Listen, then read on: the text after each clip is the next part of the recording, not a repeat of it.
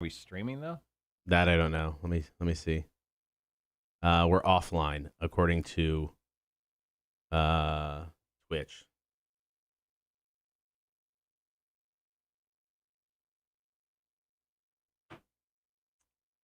There we go. Streaming now. Yeah, it looks like it's reconnecting. Cool.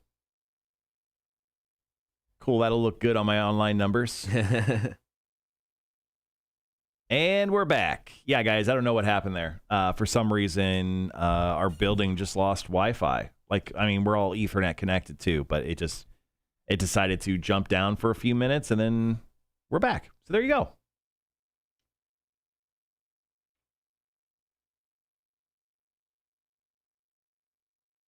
So, guys, if you dropped in comments on your most prized possessions, I completely lost all of them. We lost connection here at the radio station for, I don't know, 2 or 3 minutes. Yep. Do you mind reposting is what we're getting at. Yeah. David actually commented, he goes, it's like 40 years old, but I have nothing before that. So I don't quite know what you're talking about, Dave. Sorry about that. If you could go ahead and drop what you said in the chat again, that'd be awesome. But that was weird. That was definitely weird. We're up and running again. Yeah, I don't know why the internet went down for a second, but then it automatically re-popped us back on. Like I didn't have to press anything. But Twitch is back up working and everything. If anyone wants to jump over to that side. But sorry about that, guys. I don't know what the hell was going on there. All right, let's go ahead and reset then. Okay, guys, once again, if you don't mind, and if you did it while we blacked out there for a second, if you could put it back up. Once again, what is your most prized possession in your family and that has real potential value to it? Go ahead and drop that into the chat and let us know how much you guys think it's worth. Do you guys use OBS or something else, Stream? We use OBS. I have a John Deere rubber tire skidder, like Tonka truck that never seen dirt.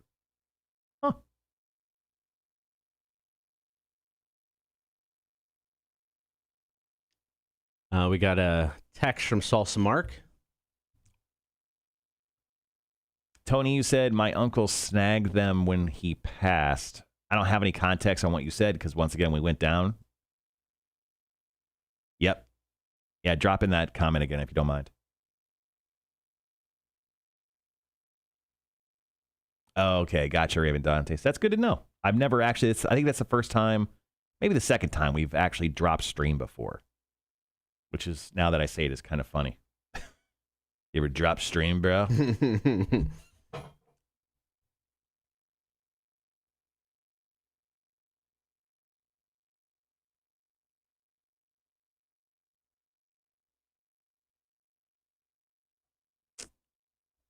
All right. We got about 5 minutes. Highly Suspect Now. Beastie Boys coming up next. David, how much do you think your John Deere thing is worth? I said no clue. It was only sold to people who bought it full size back in the 70s. No clue what it's worth.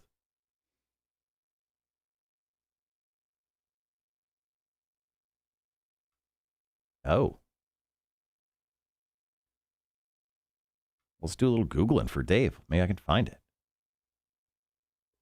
John Deere. Oh.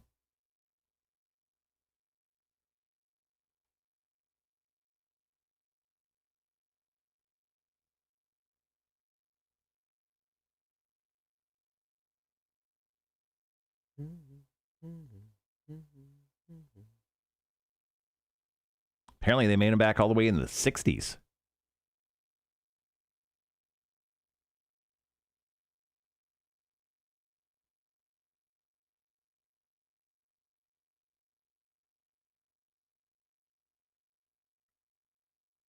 Let's see. Dave on eBay, I'm seeing one from the 70s, I think. That's about $300. Ooh, $500. Oh, that's not bad. Yeah.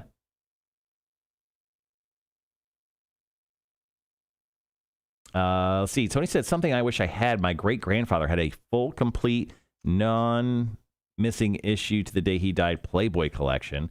My uncle snagged them when he passed. What a perv. Yeah, I think something like that, especially if it's like complete, you haven't missed anything. I bet that a collection like that somebody would pay money for. How far away are we from break here? I think we still got about 3 minutes. How do you want to run this break? I can tell. How many do you have? Because we didn't get anything off of. Let's see. Check that in a bit, Gibby. Where is the Facebook one? Because we didn't get a whole lot on Facebook. We got a picture from Hot Tub of a guitar. He said priceless. Spectre NS2. And then Charles, I wouldn't post any info like this online because someone might want to try to come steal it. Then I have to explain to the police and coroner what happened. I love it. Let me see if I can. I got a text from Salsa Mark. I've got mine I could talk about. Holy crap. Yeah, some of these guitars are a couple grand. Yeah. I mean, they shoot, this one's $5. Yeah, put a price to it. Yeah. I've got 1, 2, 3, 4, 5-ish, let's just say. Yeah, I don't know what happened, guys. Sorry about the drop-off in the stream. I don't know why we flickered there, but we're back. I apologize. But at least we're on brand with, how things are going this week. We had a good little stretch there. We've had 2 good stretches.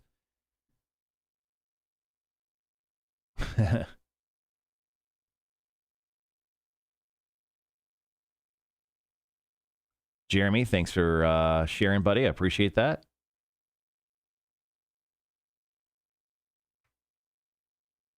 Go ahead and start off with yours. Okay. I'll do a couple here. I'll probably do Tony, and then I will do Jeremy as well. Okay. I'm trying to find there's some girthier ones. Trying to find some value on what Salsa Mark posted here.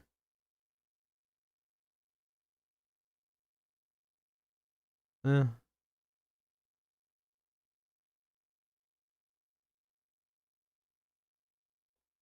right, just over a minute, guys.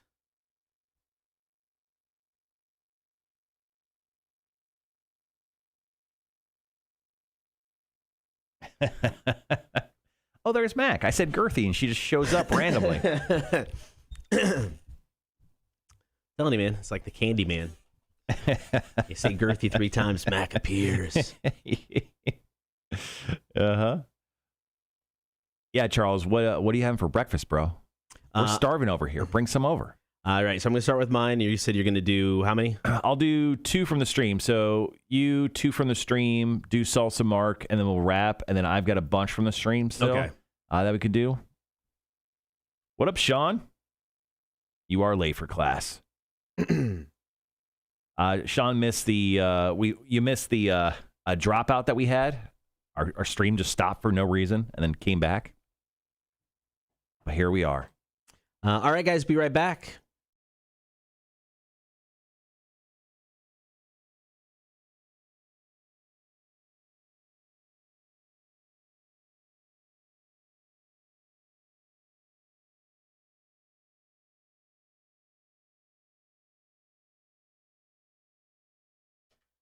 Good morning. Thank you for hanging out, Kotter and Marshall Show. Be sure to check out the stream and join the horde. You can watch us Facebook, YouTube, and Twitch. Like, follow, and subscribe while you're there. Today's call, comment, and text subject is, what is the most prized possession in your family that you think has real potential value to it? How much do you think it's actually worth? So call, comment, and text 800-394-1061. I don't think there's a whole lot from my mom's side of the family, but on my dad's side, I want to say there's a treasure trove of stuff somewhere because the family's just so big. There was like a second or third cousin that just had this massive collection of everything, like slot machines from the 20s, old record players, the ones that had like the big megaphone type stuff on them. Yeah. I mean, just insane stuff. I know my grandma had a bunch of stuff that got distributed to my aunts and uncles when she passed away. And my dad just holds on to everything. I mean, everything. So I'm guessing in the basement at my parents' house. There's got to be stuff in there that's got some value to it. But I know specifically of a couple things. One is a stand-up crank Victrola. So it's an old school record player. Okay. The records are like, I don't know, quarter of an inch thick. And I mean, just like a brick. I mean, they're so heavy. And you have to crank it up. And it's just, you drop down the needle on the record player. And it's maybe 3.5, 4 foot tall. And the thing is cool. My dad has had it forever. And I was looking at prices on that, anywhere from $800 to $5,000, depending on the model and the condition. I can tell you, the condition is fantastic. And he's got a crap ton of Victrola records for it. So that's one of the things that I want. It's interesting. I never heard you complain about cranking it before. I'm not complaining. But the other thing, and the one thing I really want more so than the Victrola, my dad has a massive record drug empire record collection. Oh, okay. Maybe that would explain a lot. But no, record collection. I mean, he's the person that got me into music. I mean, he has got first run vinyls of all the Beatles albums. He's got first run vinyls of the Rolling Stones albums. He's got, Bob Dylan stuff. What's his address again? Middle of nowhere, Central Illinois. Oh, perfect. I know that place. You know where that is. Yeah. And everything from full lengths to, just singles. He's got so many. I mean, that alone, thousands of dollars just in his basement of vinyl. So I've already told him when he passed, and I know it's a horrible thing to say. Right. I want the Victrola. I don't want every single one of your records. You can give everything else to my brothers. I don't care. Those are the two things I want. And I don't think I could ever sell the record collection just because it's so massive. And I just want, I want that. I want the records. So once again, guys, this morning we're asking you guys, what is your family's most prized possession that has real potential value to it? Kotter's family is obviously the Victrola. And how much do you think it could possibly be worth? Now, Tony chimed in on the stream. She said, actually, my son's most prized possession is not worth a lot, I think, but it is a signed Spider-Man poster from Stan Lee. He has a picture of him signing it when he was in Savannah for the SCAD Film Festival in 2012. He goes, we dressed up and skipped school to attend his talk and get it signed. I actually looked up just a general, random Spider-Man poster on eBay. It's autographed by Stan Lee. Minimum $700. Are you serious? Yeah. Right now, and that's less than a decade later. And the fact that you got a picture of him signing it, because a lot of people, collectors, are very particular, and they want to know it was actually, legit signature on it. So, the picture alone could increase the value of that because it's real. Jeremy on the stream also chimed in as well. He goes, I would say all my great-grandmother's stuff, grandmother and mother's wedding ring sets are the most valuable and cherished in our family. Value be around over $3,000, maybe more, depending on gold and diamond costs these days. But, people have some really interesting stuff when it comes to that. We're getting some more stuff on the stream as well. Rhett says, during World War II, my grandfather fought against Japan, and during his tour, he scored a Japanese samurai sword. Whoa. So now I have that plus his World War II Colt 1911 handgun. Oh, my gosh. I bet you those are worth thousands and thousands of dollars. The samurai sword alone has got to be almost priceless. I go full Step Brothers and just cut watermelons in my garage with it. We got a text from Salsa Mark. You can hit us up, 800-394-1061. He was talking about his family having some Royal Daltons, and I had to look this up. They're like ceramic figurines from Britain, and he said these are from the 1940s, and they have like a crest underneath the bottom, and they're all purchased in England. I was looking up value on this. Just depends on the piece. Obviously depends on the condition. They're anywhere from $200 to over $5,000. Oh, wow. Depending on, what you have. So, Mark, you might have some very valuable stuff right there. Cool stuff, man. What is your most prized possession in your family that you think has real value? How much do you think it's worth? Hit us up. Call, comment, and text. 800-394-1061. It is the Kotter and Marshall Show. Here's Aaron Jones and Mercy, Rock 1061. Sean, I would cut watermelons in the garage just so you could pressure wash it later. You know me too well. Best of both worlds. I'll tell you what, I may actually do some pressure washer this weekend if the weather holds off. Just saying. Yeah. I got to mow. My mower's charged and ready to go. Tony goes, seriously? I feel like I'm on an antique roadshow all of a sudden. And that's what today's question's pulling on, man. I kind of like it. We change it up every single day. It's real nice. Rhett Parnell, I have my grandpa's Nazi stuff. That's kind of weird. Like it's weird, like the stuff that we hold on to and like our. Is that legal? Well, yeah, of course. Is it? I don't know. Yeah, people get weird with that stuff. I don't know. No, it is. Like I have my friends who are like, I definitely won't name them here, but I have some friends who are like, yeah, our family members were members of the KKK, and I'm like, oh my god. And they're like, yeah, we still have like their hoods and stuff, like their outfits, and I'm like, you should burn it. I don't. But they won't. I don't think I'd hold on to that. Yeah, I just don't think I would. I think it's just like part of history. They just have it up in the attic. That's some bad mojo. Just saying. Yeah, but it's weird, like what people like hold on to. They consider like family heirlooms or whatever, you know? Yeah.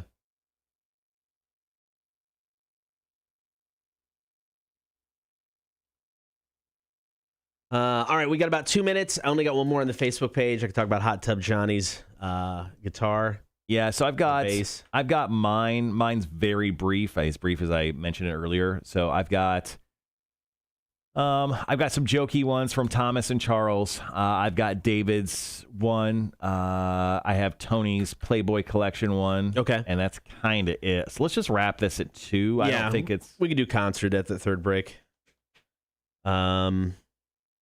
Yeah. Andrew, thanks for chiming in. Appreciate that. My father-in-law is my father-in-law is a great guy, but I mean, he does not spend money. I mean, they don't spend money. He has collected coins, and he's 85 years old. He has collected coins since he was, young.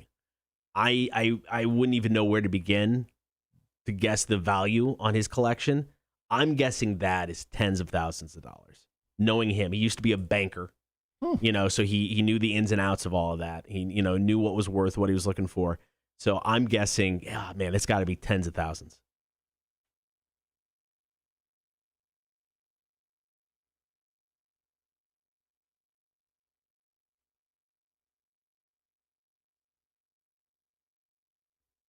So the turnaround from Mac to Hefe is going to be interesting today because in the 8 o'clock hour, we have Mac coming in on camera 3, and I only have 3 cameras, so I've got to switch it. We'll be okay. We'll make it work. And I still haven't put it into his pineapple yet because we're going to buy that fish. I may buy the fish today. Okay. All right, guys. We'll be right back.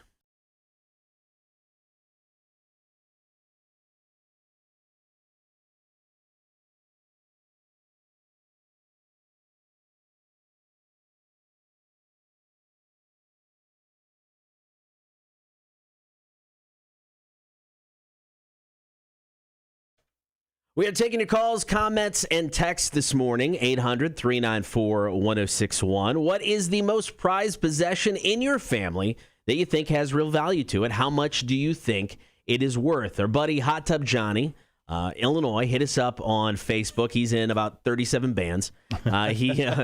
He posted a picture of a Spectre NS2 bass, and he just put priceless. Did some Googling.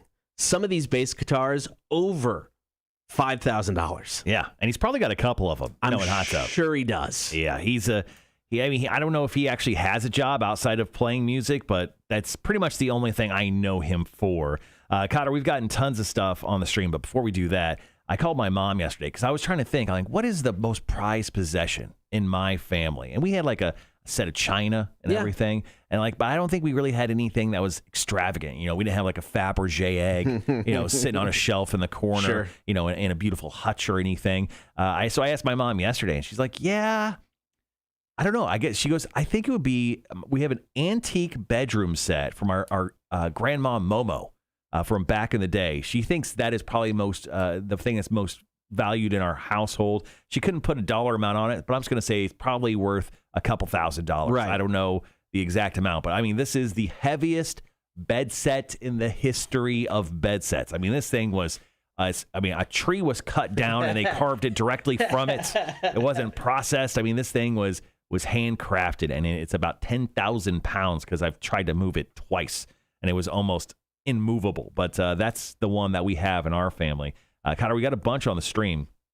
Andrew actually just chimed in. He goes, I don't really have anything except a ton of old vintage video game systems, NES, SNES, Sega, Atari, and those things oddly hold value really, really well. If you wanted like an Atari right now, it's at least $100, $200. Yeah, something for an old school one. Yeah, like if you can just to go buy like a Nintendo GameCube that came out, I don't know, 15 years ago. Right. Minimum price is about $70, if not higher. Dang. If you want it to come with like a controller and stuff. Yeah. And like the old school NESs, even old school NESs are pulling about $100 when you can actually go online, download an emulator, download every single game that ever came out for it for free. Yeah. If you actually want the physical item, they're like $100, man. I would never have guessed that. Yeah. So Tony chimed in. She goes, my great-grandfather had a full, complete, no issue missed to the day he died Playboy collection.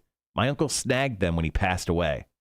I mean, if that's complete and if they're in good condition, dude, I bet somebody would pay money for that. I bet you that is worth thousands of dollars. Easily. Yeah. So we also got some other stuff as well from David. He goes, I have a John Deere rubber tire skidder-like Tonka truck that has never seen dirt. It's over 40 years old. I actually looked this up online. It's valued up to almost $500 for a little, a toy Tonka truck from back in the 70s. They still make them. I mean, they make them on a yearly consistent basis. It's just one of those big yellow Tonka, front ender, front loaders, and it's worth quite a bit.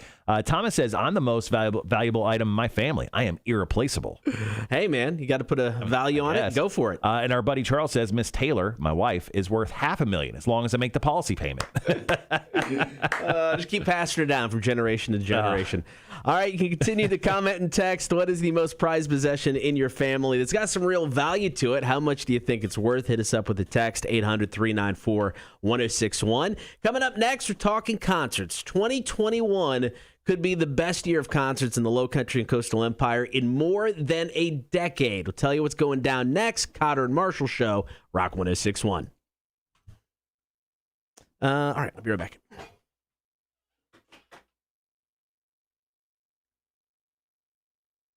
Yeah, I do. I think I've got a few classic video game systems, but I think I've sold most of them along the way. Melissa, no, I'm glad you mentioned it. That stuff is obviously the history behind it is terrible, but a lot of people find it fascinating, in regards to that. So don't feel bad about that.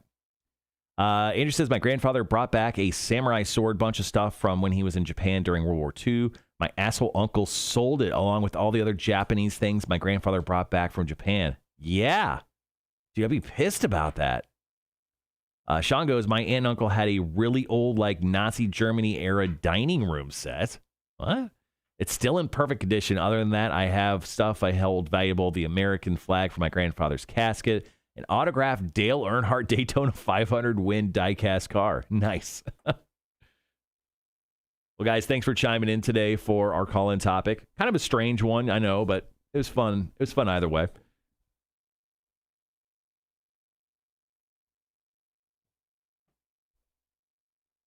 Oh, very cool, Raymond Dantes. He says almost all my classic video game systems he bought on eBay that were broken, and he fixed them up. Yeah, I always thought it'd be kind of cool to do like one of those setups where you have like every single system, like kind of like on a shelf. You just have them all lined up and they're all connected. And you just flick between like a USB flipper and like turn anyone on at any point. But that's just holding on to a lot of stuff. I'm very non-sentimental. But I do like money in my bank account. It's pretty nice. Speaking of, when I die, my wife is going to get the best 401k. All right, guys, coming up next, we're going to talk about concerts. We had 2 concerts announced earlier this week. We actually had 3. 3 concerts announced, 1 on Monday, 2 on Tuesday.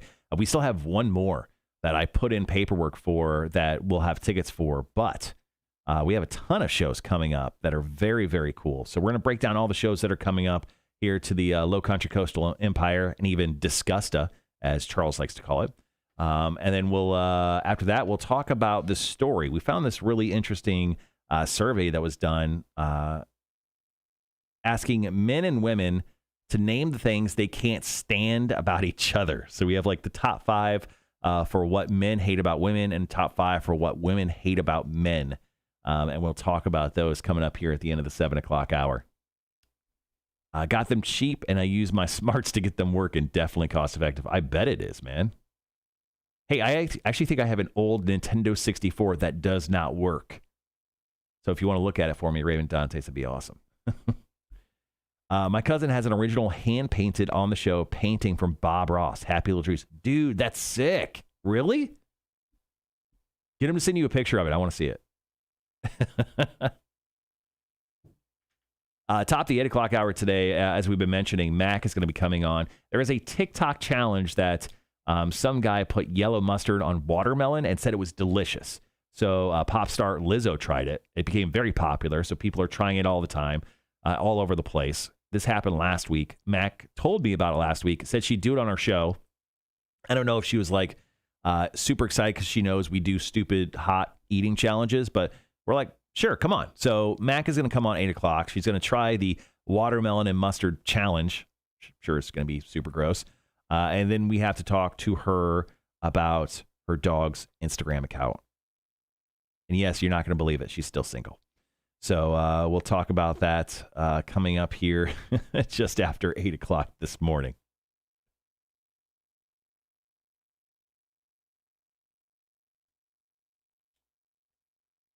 We'll also give away more Shinedown tickets with Are You Smarter Than a Community College Dropouts as well. Let's see. My cousin worked at a local PBS channel, so after he painted it, he just gave it to my cousin. That is awesome. I would love to have a Bob Ross painting just for people to walk into my house and see it. The story behind it would be incredible. Well, I hope you guys are having a good Thursday, man. I'm ready for the weekend. I don't really have much planned this weekend. I want to go actually, my wife and I talked about going over to South Carolina and just like going and seeing our buddy Hodge over at Southern Barrel, and then mostly just eating every place we've talked about. Because like we don't get over to South Carolina a ton. Obviously, I'm on the south side of Savannah. That's where I live. So I want to get over there and try. There's like 3 or 4 restaurants I've been really wanting to try. Brendan, yes, we have. We showed Mac the picture that we got done for her yesterday. So it's official. It's up on the wall. Turn my camera on.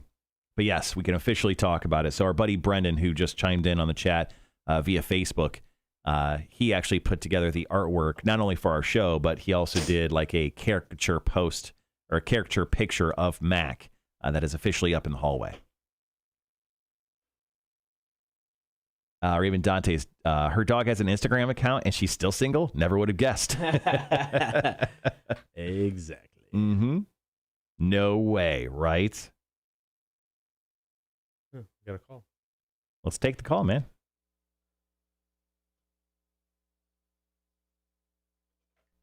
Rock 1061, who's this? This is Charles. How are y'all? Good, man. How are you? What's up, man? Doing all right. Hey, I do have a story about something valuable in the family. Okay. Okay. All right, so my grandfather and I were very, very close. And when he was a young boy, they grew up poor, of course, back in Blackshear, Georgia, in Pierce County. But he had his granddaddy's double-barrel shotgun. And when my granddaddy was 14, he and his buddy were in the swamps squirrel hunting, and my grandfather tripped, and he shot his leg off with his double barrel. Oh. Both barrels, but he fell, and both barrels went off at his knee, and they got him out, and he saved his life, obviously. Right. But he had to amputate his leg. So he had a wooden leg most of his, and all of his life, really. But that gun was like his pride and joy, of course. And when he passed, I got all of his guns, except for one. My aunt took one. That's fine. But I got the double barrel. Now, several years before he passed, he had it appraised. And the guy said he could not put a value on it because it was so valuable. Oh, he wow. just didn't know how much it was worth. Right. So I, of course, inherited it, and I keep it in a very secure place. But I go and tell everybody, the value of that gun, if you try to steal it from me, is your life. I think that's fair. I will kill for that gun because it was my granddaddy's. Well, it took his leg. That's my story. Damn, dude. No. Damn. That? I said, but it's Exactly. yeah, crazy stuff.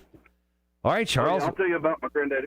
I'll tell you all about him one day over some beers. Y'all have a good day. Love it. You too, man. See you Thanks, later. Charles. Damn. The amputating gun. Yeah, I think that's fair. You know what you're getting into now. Just don't do it. What is the most valuable guns? I never even really thought about this topic before, but like, what is great Google? What is the most expensive gun in the world? Here's a countdown of some of the most expensive weapons ever sold at auction. Hitler's Golden Walter PP sold for $114,000. Damn. Wyatt Earp's Colt 45 caliber revolver sold for $225,000.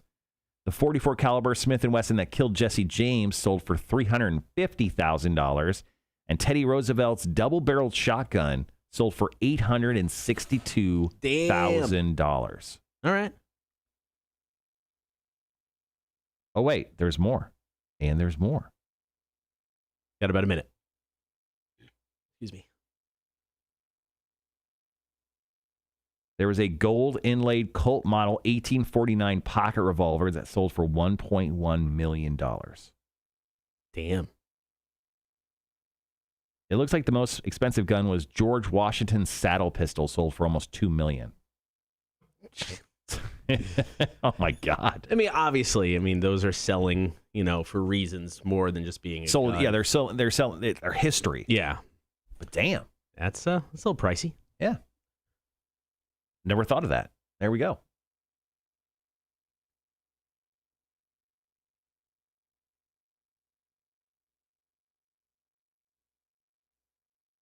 All right, guys, be right back.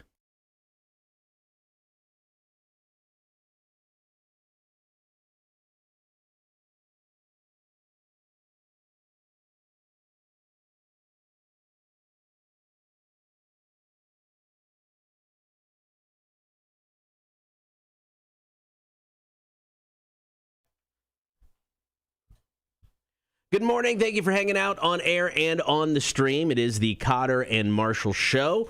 2021. I keep saying this, but I really mean it. It's going to be the best year of concerts here in the Low Country and Coastal Empire in nearly a decade. And it all starts Saturday, July 3rd with us out of Trustees Garden, teaming up with Connect Savannah for our 20th anniversary show, Puddle of Mud. We've got Filter. We got Sponge. We got two great local bands, Lilac and Whaleboat. And, of course, tickets for this show on sale now, etix.com.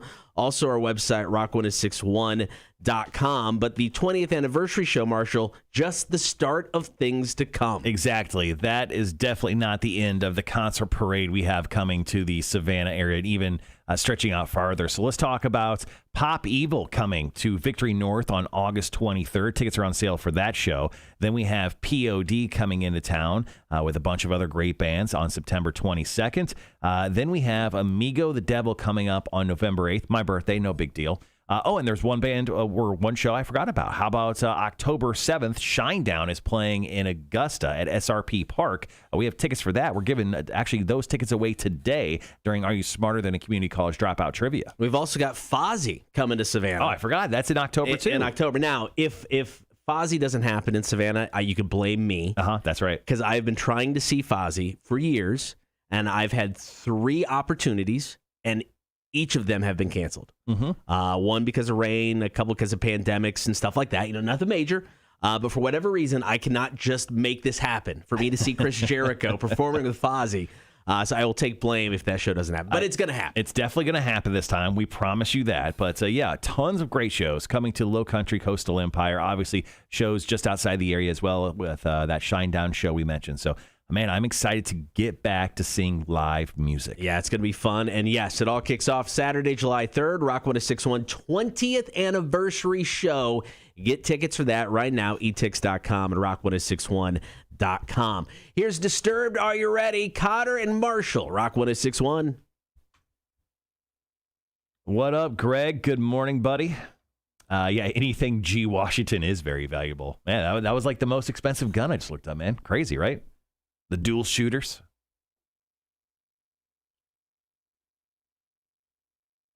All right, coming up next, guys, we're going to be breaking down the survey that we found online. The new survey asked men and women to name things they can't stand about each other. We have the top 5 for both men and women. So what men hate about women, what women hate about men. How do you want to do that? Do you want to do men first, women first, or do you want to do like the bottom 3 of each? Yeah, I don't think that'd be a bad idea. Or I don't know. Is it easier to keep it all together? Probably. Yeah, let's do, we can go ladies first. What women hate about men. Oh, what a feminist, letting the ladies go first, Yes. Cotter. Jeez. What 5 a gentleman you are. What are you going to do doors. next? Open a door? Lay your Maybe. jacket over a puddle? No. I'll open a door. I really like my jackets. I like my jackets. My hoodies are the best. If there's anything you guys would like to add to this conversation, feel free to place it in the chat or text it in. If there's just something about men that drive you up the wall, ladies, or guys, if there's something about the ladies that drive you up the wall, feel free to chime in the chat. We'll add those as well. Yeah, just under 3 minutes. Yeah, so yesterday I was able to edge and mow my backyard just before it started raining, like literally the seconds prior. Yeah. And then, so I bought these like solar floodlights. Yeah. There's a couple areas in like corners of my yard that are like incredibly dark and I just can't see my dogs back there. So I bought these motion detection solar lights, and it just started pouring on me while I was screwing in the last screw to put up my latest solar light along this little dog run that's along the side of my house. So yeah, I got some actual stuff done yesterday, which was nice. I also got some stuff done for the 20th anniversary show. Okay. Battling people for ice, which is a stupid thing to say out loud, but I'm battling people to give me ice. Do they not want to give you ice? They want to give me ice, but they're not great at communicating about the ice. Fair enough. Yeah, we have that going on. And then, yeah, just kind of gearing up with the final steps of the show. Lots of work to be done prior to, but, got like 3-ish weeks before it hits. So I'll do most of it the week of. Jeremy goes, never. I would never say anything bad about women. I love them all. I love everything. Parker's chewy ice.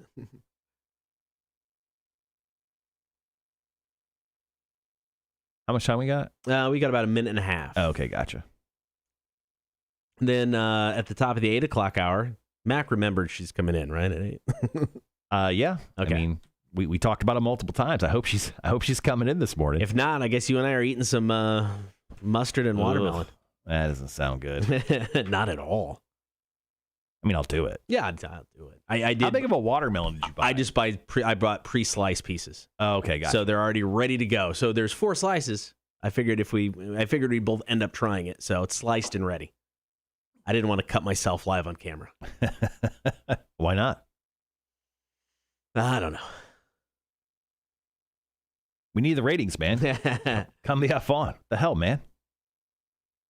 All right, we got just over 30 seconds. Going to dive into this topic survey of what men and women hate about, the opposite sex.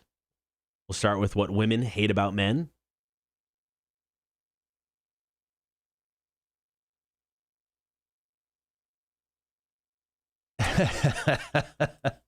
Wanda just chimed in. She goes, "It's more entertaining with blood." Okay, you freak. All right, guys, be right back.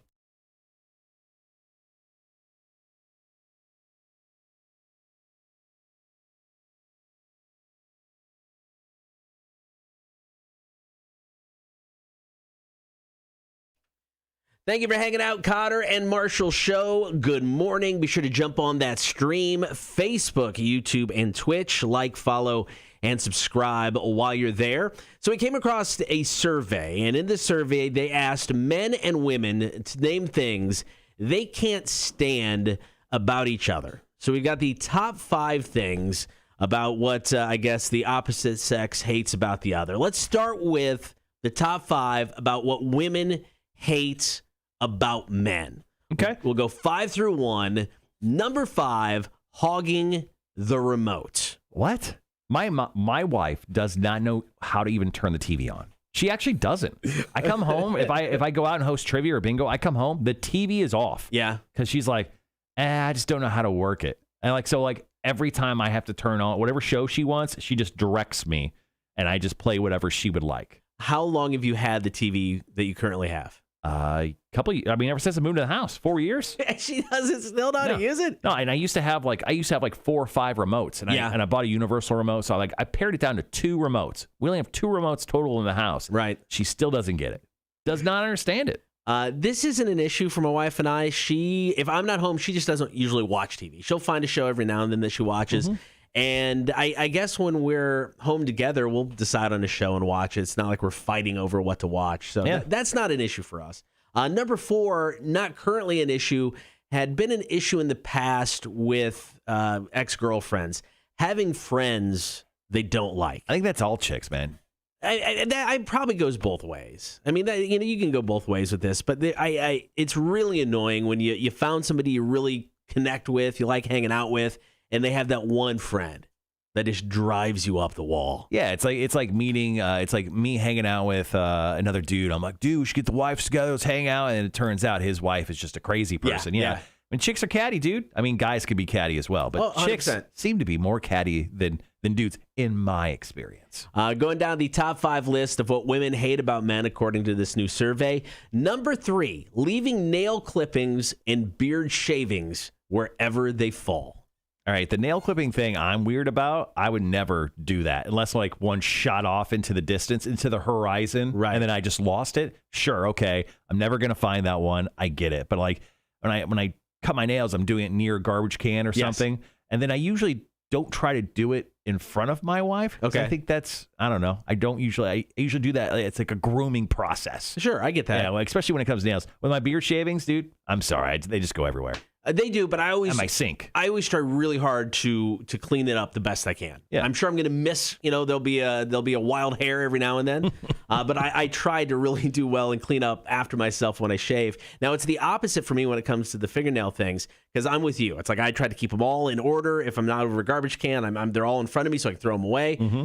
My wife will just clip her fingernails and let them go wherever they fly. What? And I'm like, she's a savage. It's like, this is gross. I mean, they're just flying all over the place. No. She's not watching where they go. Burn your house down. And it's so weird. Burn your house down. Because my wife is that's not her. Everything else is like she's a little bit more particular about things and clean up after stuff. You've never said anything? I've never said anything. Oh, my God. I just sit there and I'm like, this is kind of weird. That's divorce worthy, bro. Divorce her. Burn your house down and then divorce your wife. It's so weird. All right, top 5 list of what women hate about men. Number 2.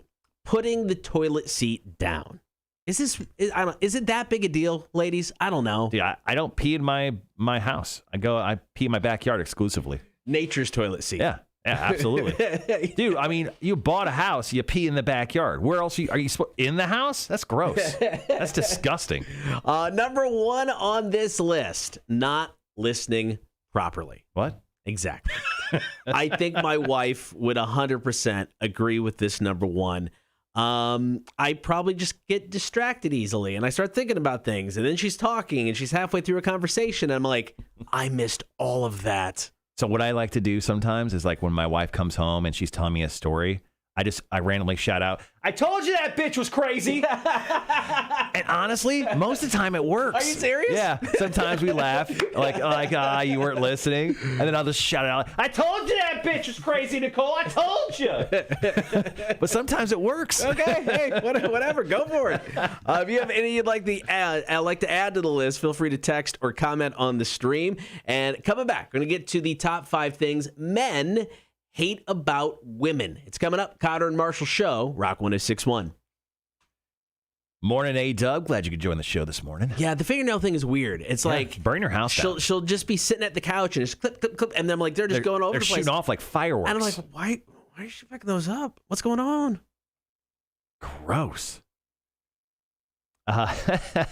Sean says my wife bought me a beard cape. It's like one of those lobster bibs. Yeah, and he's just to catch all of his beard. Yeah, because what I've been doing lately, it's like I just haven't gone out and bought razors. I just haven't done it yet in a while. So I just beard gets a little long. I just take the trimmer, take off all the guards, put it down as low as will go, and I just trim my hair with that. And I got enough on it to where, I'm trimming a decent amount off. So it's literally everywhere. It looks like, I shaved a small dog in my sink. Right. But I try really, really hard to clean it all up. Because if not, it just looks gross. Yeah, so we have our own sink in our bathroom, and yeah, mine is messy. It suction cups to the mirror, dude. We need a picture. I'm curious now.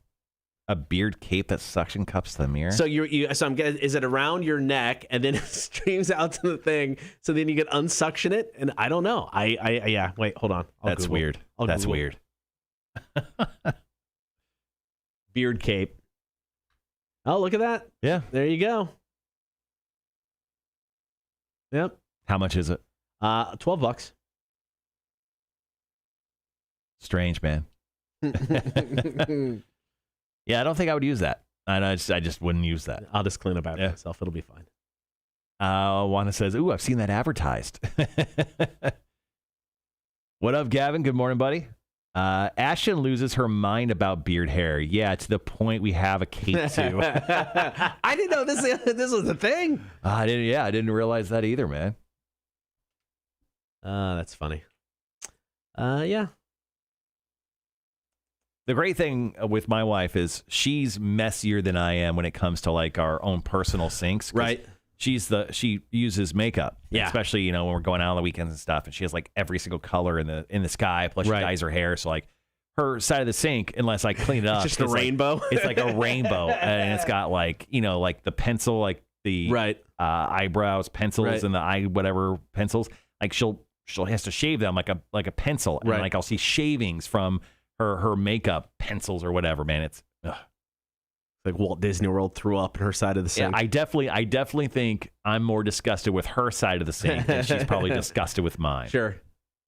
Thomas says, I wouldn't say I hate it, but women bug me with the whole I can do anything a man can do when you call them out on doing it. It's always to I don't want to. Yeah, I get that. Sean says, I use it to stop the fights, and because it's never ending when you clean up beard hair, you never get it all. That's a true story.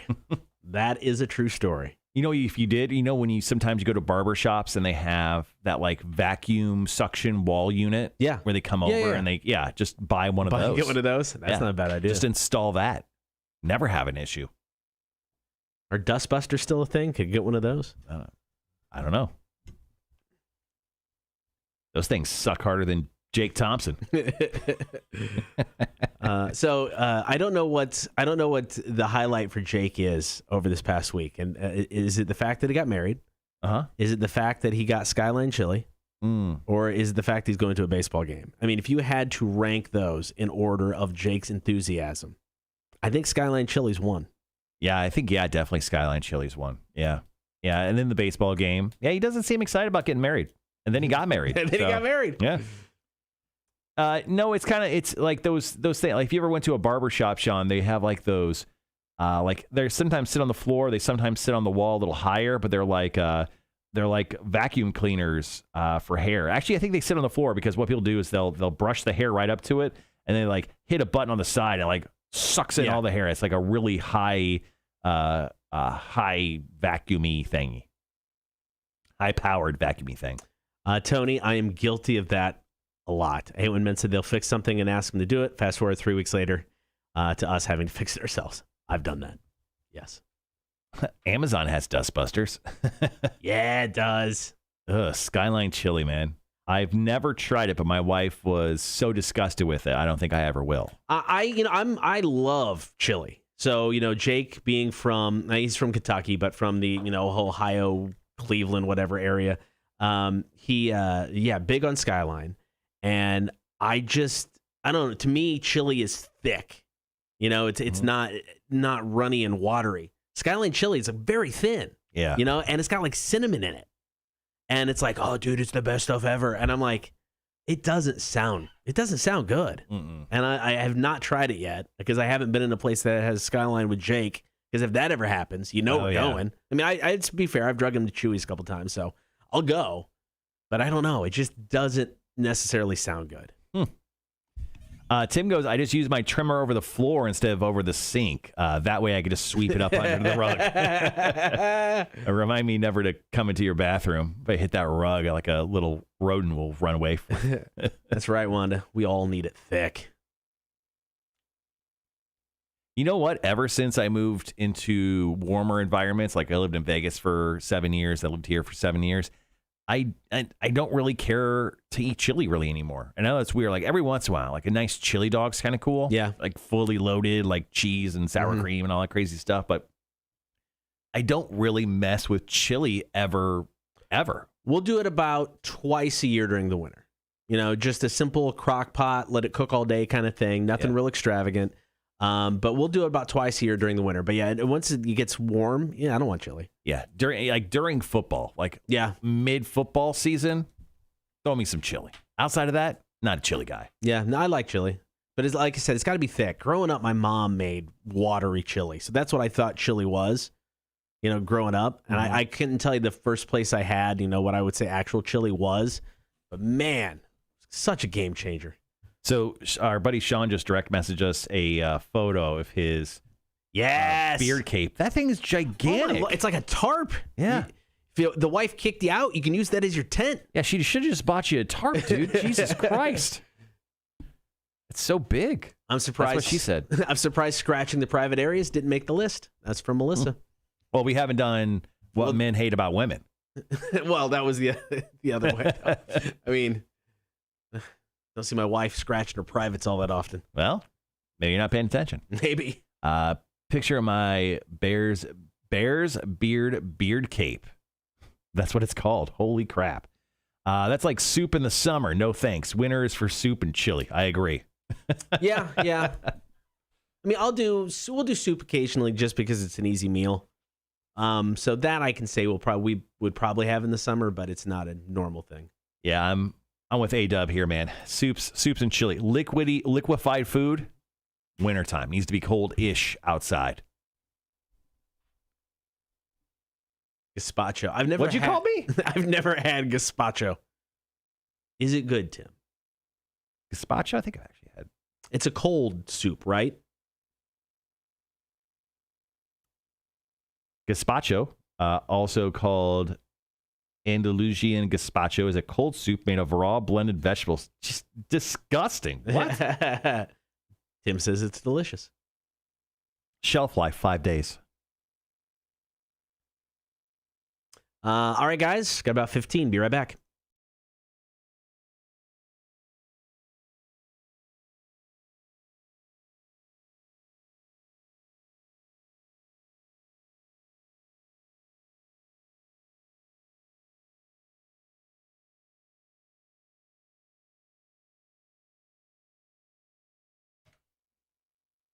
It is the Kotter and Marshall Show, Rock 106.1. Got a new survey. They asked men and women what they hated about each other. We ran down the top 5 things of what women hate about men. Let's look about what men hate about women.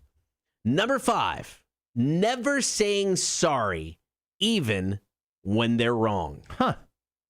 I can't think of too many instances where that happened. What, your wife's just never wrong? Correct. Yes. Yes. My wife will own stuff. I mean, she loves it if I say, "Hey, you're right."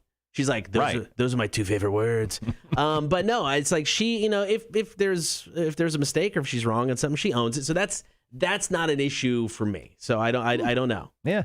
Well, moving on to number 4. Once again, we're breaking down the list of what men hate about women, whether they can't stand about each other. Number 4, winning fights by crying.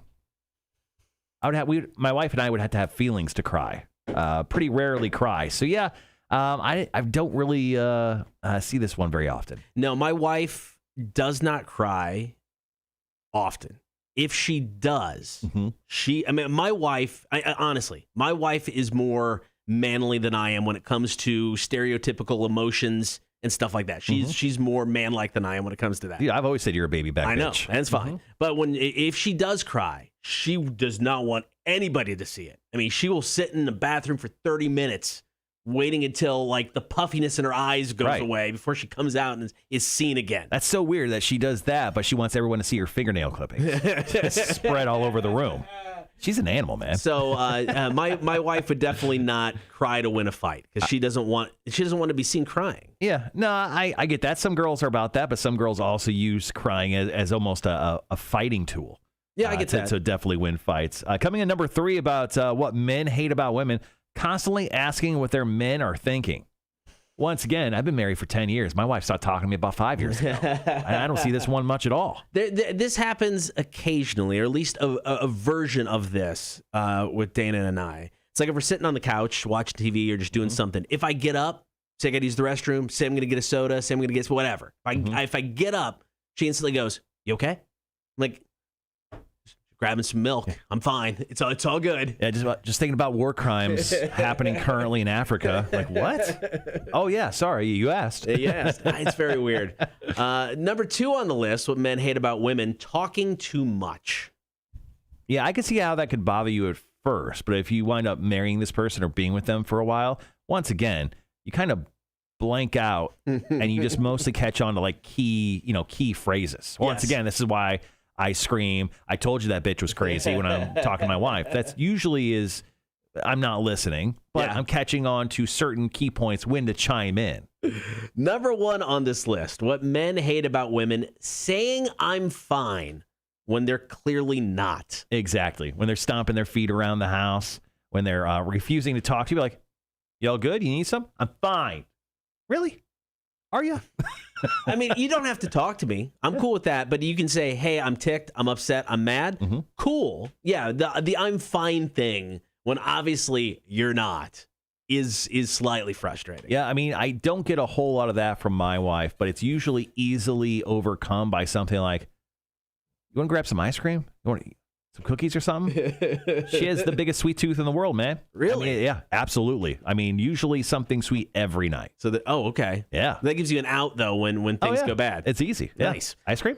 All right, coming up after 8 o'clock, Mac allegedly in studio. It's 10 till. She ain't here yet. We'll see what happens. Supposed to be eating some watermelon and mustard because TikTok is weird. It's the Kotter and Marshall Show. Rock 106.1.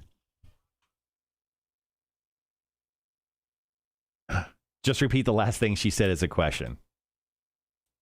And Janet murdered someone at the office. Janet murdered someone at the office? That's actually pretty good. Juana says, "Be back later. Time for therapy." Ooh, good luck with that. Sean, but you're our baby back bitch.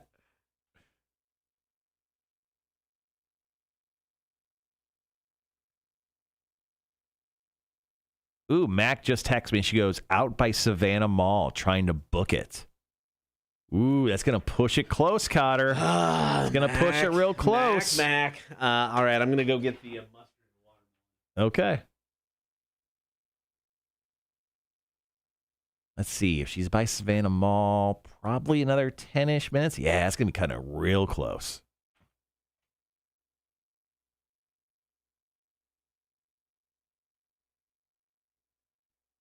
Well, guys, thanks for sticking around this morning on the live stream. Had an issue this morning where we lost connection. It was really strange. We dropped. We had a bunch of people hanging out. We lost some people. So people have been trickling back into the live stream. So appreciate you guys hanging out this morning for the Kotter and Marshall Show.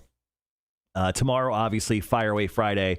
We'll have a post for you guys to vote on a song to play. Also, Eric Loy will be stopping in from Silver Bluff Brewing. Out of Brunswick. He'll be stopping in for beer for breakfast, so that should be a lot of fun to get another guest in studio. We had a great time with Lauren Wolverton of Connect Savannah. If you didn't catch it, it's actually up on our YouTube page. We cut out segments of the show so you can easily access them and watch them. So there you go. You'll be able to watch that interview, which I think is one of our better interviews we've ever done. It was a lot of fun. It's very cool and chill talking to Lauren about stuff, well, we just don't understand, like fashion. So it was kind of fun to talk to her. So you can definitely check that out on our YouTube page. If you haven't subscribed yet, make sure you do. Just go to YouTube, type in the Kotter and Marshall Show, and you'll be able to subscribe, put on notifications. Anytime we put up a new video, you'll get a notification when we go live. And anytime we put up something weird and crazy, it'll be right there for you.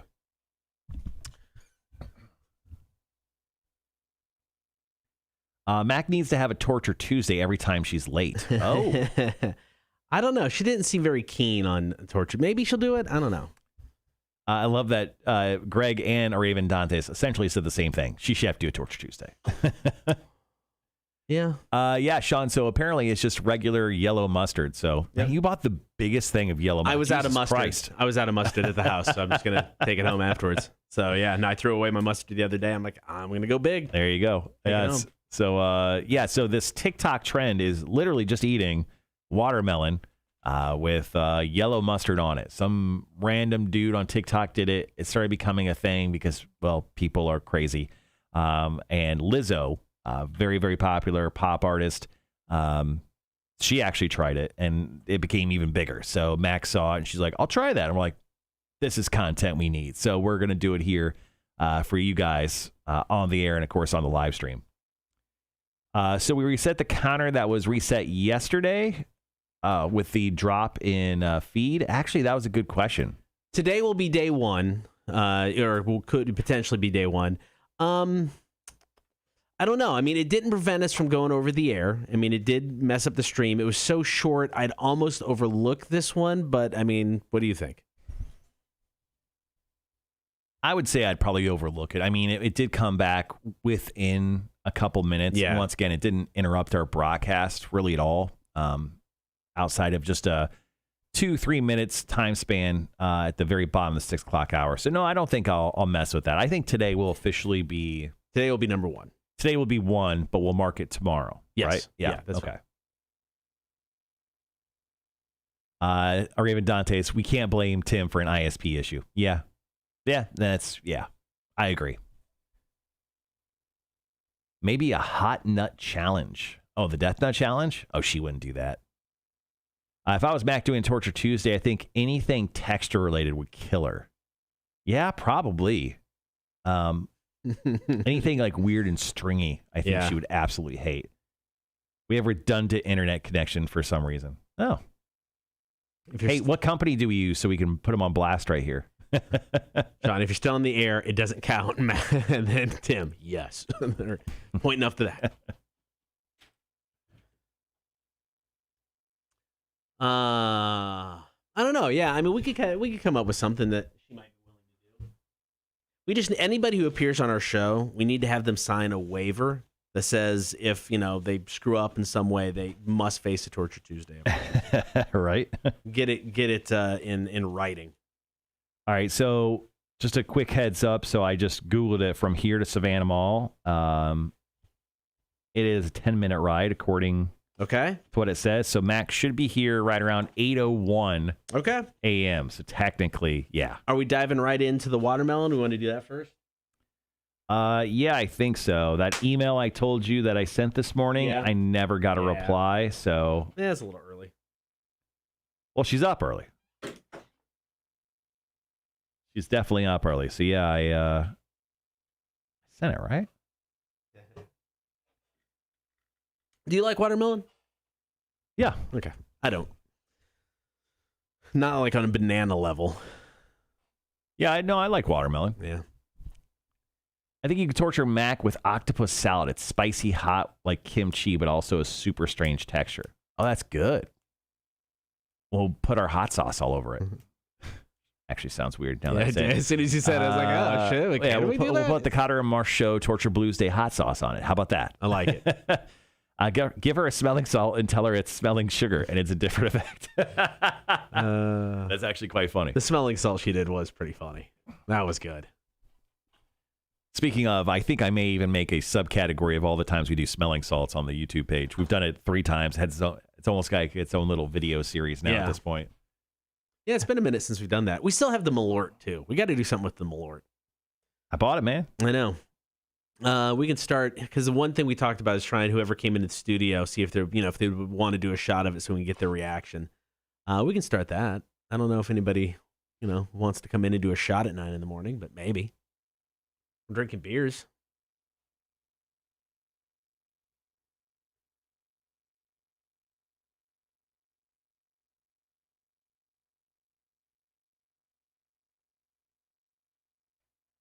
Shot of Malort. It is a liquor from the Chicago area, aged on, wormwood? Yeah. And supposedly, I've never had it. Supposedly, it just tastes disgusting. It's known for just tasting bad. That's why it's famous. And there are reaction videos. I think there is a Malort dedicated Instagram page of just reactions to people drinking it. So Marshall got us a bottle, and we've had it for a while now. Talked about doing, it is disgusting.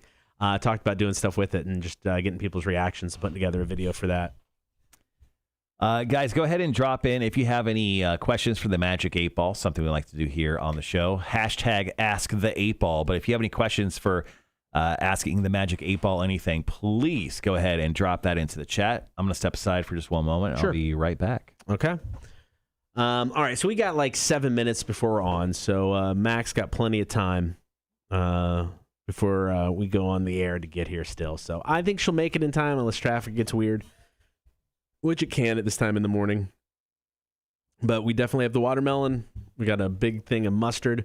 Going to be good to go. We've got some trivia at the bottom of the hour, giving away tickets for Shinedown. Hefe today. His choices are a brand new song from Puddle of Mudd. I just got it yesterday. Wasn't expecting it, but we got it. It's called Just Tell Me. Also got brand new stuff from the Pretty Reckless, Only Love Can Save Me Now. We're going to do like a Foo Fighters song and something else, but both of these, just got them yesterday. So Puddle of Mudd, Just Tell Me, or Pretty Reckless, Only Love Can Save Me Now. Hefe will choose one of those. I'm going to get quizzed in the face at the top of the 9 o'clock hour, some celebrity boxing, and we'll go from there. I'll tell you the new band. Talas? I don't know. Sorry, Thomas. I don't know what you mean by that. I'll tell you the new band Talas. Yeah, I'm sorry. Hefe stays in the middle, so just play both.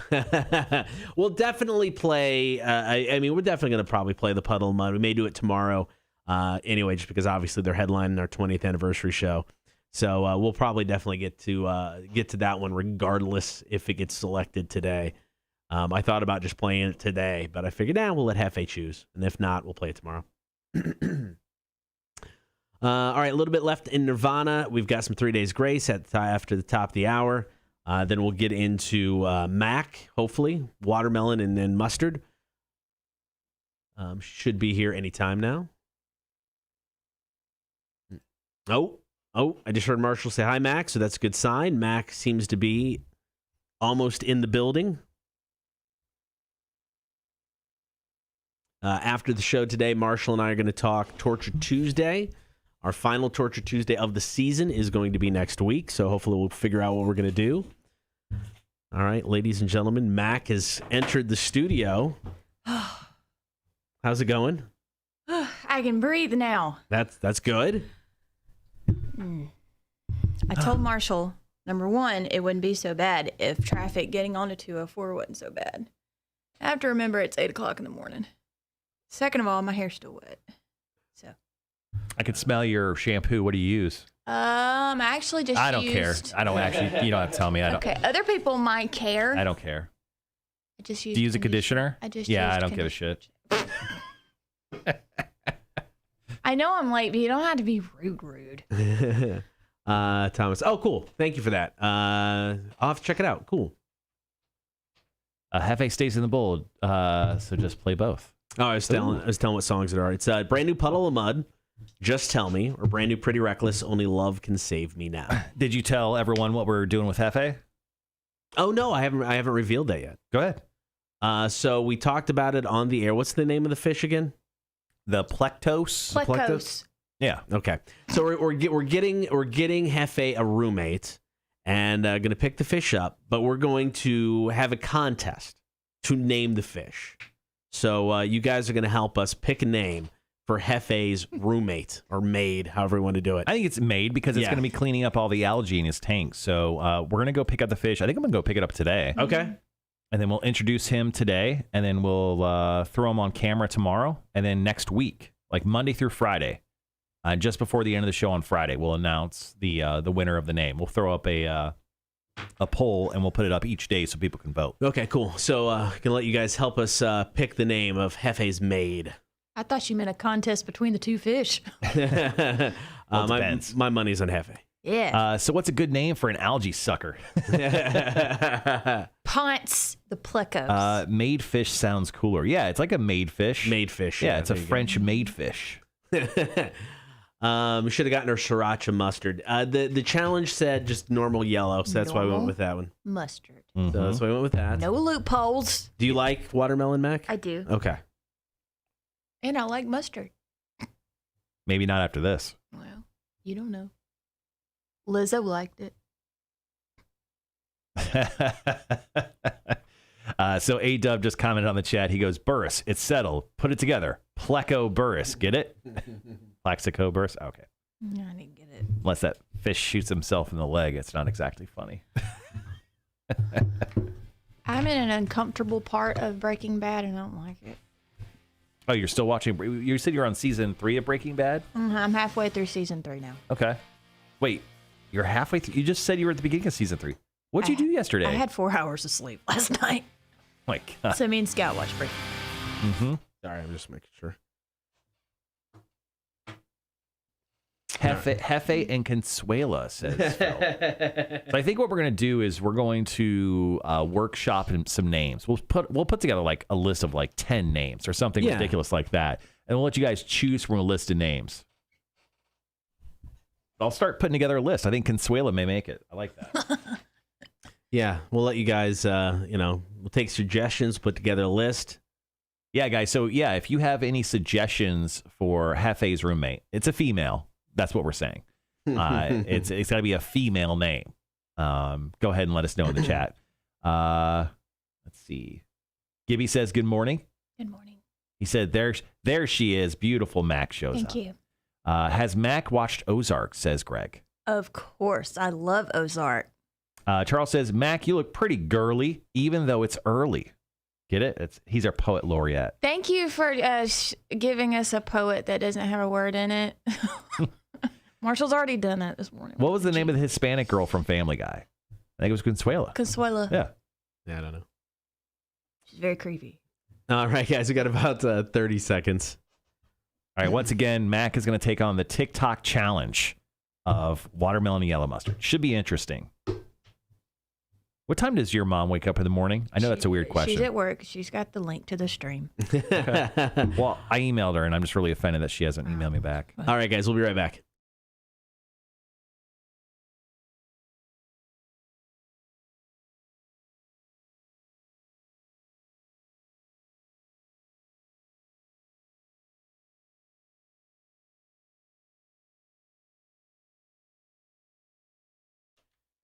Good morning. It is the Kotter and Marshall Show. Thank you for hanging out. Be sure to get that stream. Watch the show each and every morning. Join the Horde, Facebook, YouTube, and Twitch. Be sure to like, follow, and subscribe. We are joined in studio by Mac from Bob 1069. Good morning. Good morning. Thank you for joining us 2 days this week. Thank you. Morning, Mac. Morning. So yesterday, obviously, Chicks on Dudes. Today, you are here because of a TikTok challenge that you came across, and you were interested in trying. It involves watermelon and mustard. Yeah. Why is this a thing? Well, I saw Lizzo do it, but I saw a lot of other people do it too, and including like CrossFit people too. May I just throw that out there, Marshall? Yes. So, Well, I mean, you do CrossFit, right? I mean, not as Do you want to talk about it? No. Yeah, please. Thank you. The answer is yes. They always want to talk about it. Yeah. So you texted Marshall about this and said, hey, I'm interested in trying this. And we said, yes, let's do this. yeah. I don't know. I don't expect this to taste good at all. No, I wouldn't imagine so either. So, Mac, we're going to let you try first, and then Cotter and I may join in. Okay. But go ahead. Please take your slice of watermelon. If you're watching the live stream, it's going to be gross. It's going to look I don't want gross. the bigger piece, but it's more available. And then when you put the mustard on there, put not just a dab of mustard. I'm putting. Layer it like a like- cake. I don't know about that. Put a ton of mustard There weren't on any there. rules on how much. I know, but I'm making the rules. It's my show. Mine didn't come second, but yes, it's still on the show. You have to put a ton of mustard on there. Yeah, you got to make it worth your while. If you're going to do it, do it. All right, there you go. Look at that. That's good. That's Yes, good. perfect. That is getting Oh, yeah, it's Yes. covered and smothered. just a little bit right there on the tip. Perfect. Okay. And now that you said that, I don't want What? this anymore. Just the I tip. don't like that. I'm sorry for just the describing it for radio purposes, Okay. Mac. All right. So you've got a piece of watermelon covered in yellow mustard. This I is see a TikTok challenge. We'll go ahead and let's let Mac try it out. Well, she's sniffing it. Oh, You always sniff it. what's the nose? What's it like? Is it pungent? Smells more like mustard than anything. Okay. All right, go for it. Mac has taken a bite of the mustard watermelon. How are the flavor combinations? Oh, she's going back. Second bite. She might. Is this a new thing? She's from Alabama, guys, so it's she likes nice. she likes weird stuff. What do you think? I mean, it doesn't seem like it's much you of a taste challenge. more mustard than it's like a sweet, salty kind of thing. Okay. Now, Not have you ever had grilled watermelon? No. Yeah, so it's actually pretty good. We tried that last summer. It's actually really good on the grill. You grill it a little bit, it just gets that kind of char flavor to it. It's good. Jeremy on the chat earlier said that watermelon with salt on it. It was like his go-to. Yeah. Yeah, 100%. Yeah. Yep. Huh. I've never tried these variants of Also, watermelon before. Crab apples, if you ever come across those with salt, are really good. And like just Crab apples? Shut up, Marshall. I can't help it. Where am I supposed to find crab apples around the area? Are you calling for your mom right Yes. All right, so Marshall and I are going to try this now as well. I've got some mustard on my watermelon. I'm not a big watermelon fan, but it's not like banana level hatred by any means. And I know this may hurt some people's feelings. I'm not a mustard guy. I love mustard. Don't care for mustard. Really? I'll Yeah. eat mustard. You on might not anything. like it then. All right, cheers. Yep. It's actually not bad. That's weird, but no, it's not bad. Mm-mm. Here, give me. You can't really describe it. I need to hide the watermelon flavor. It's not my favorite. Sorry. So you don't like watermelon, and Marshall, you don't like mustard. No. Yeah. What do you like about you don't like it? You didn't. I do I just like the sweetness of the watermelon. Like most of the time when I eat watermelon in general, I usually like puree it and then put it in some sort of alcoholic drink. So Now, I know this challenge called for just typical yellow mustard. I think if you went with a spicy mustard, it may not be bad. yeah, but I mean it's the bright yellow color that people think. You're But just, what about Mac, no. Mac just came in to eat breakfast apparently. Well, what were you saying now, though? What the that mustard that you were talking about? Spicy mustard? Yeah, Yeah. grilled watermelon would be really good too. I think we found the new summer treat. What about crab apples? Shut your mouth. All right. So we're going to take a quick break. Got a brand new Volbeat. Wait a minute, my girl. But Mac is not going anywhere. Nope. Because we have to talk about your dog Yeah. and your dog's Instagram page. Because this is a Rude. thing. What? It's coming up next. Kotter and Marshall, Rock 106.1, new Volbeat. It's actually not bad. It's not horrible. I don't mind it. I do like the taste of watermelon. My wife actually just made a watermelon syrup for margaritas the other day. Interesting. Yeah, because we're alcoholics professionally. No, it's definitely, I don't know, it's weird, and I'm not a huge watermelon fan, but I mean, it is by no means horrible. No, it's a weird combo, but it kind of works. Probably not. Well, I don't know.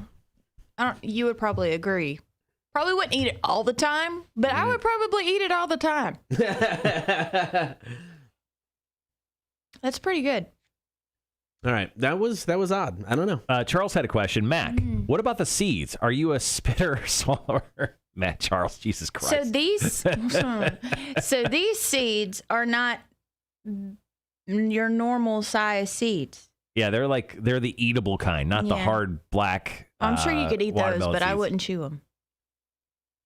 Hefe and Rosie the robot. Okay, I'll write that down.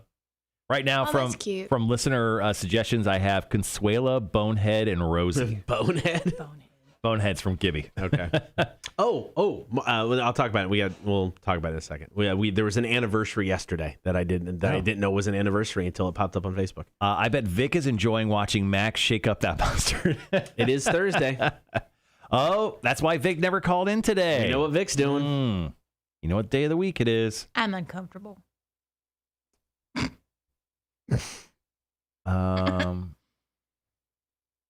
CrossFit needs to be more like Fight Club, says a Raven Dante. I actually agree with that. That's funny. Okay, I wouldn't necessarily say I do CrossFit. I attempt CrossFit. That's different. All right, guys, we'll be right back.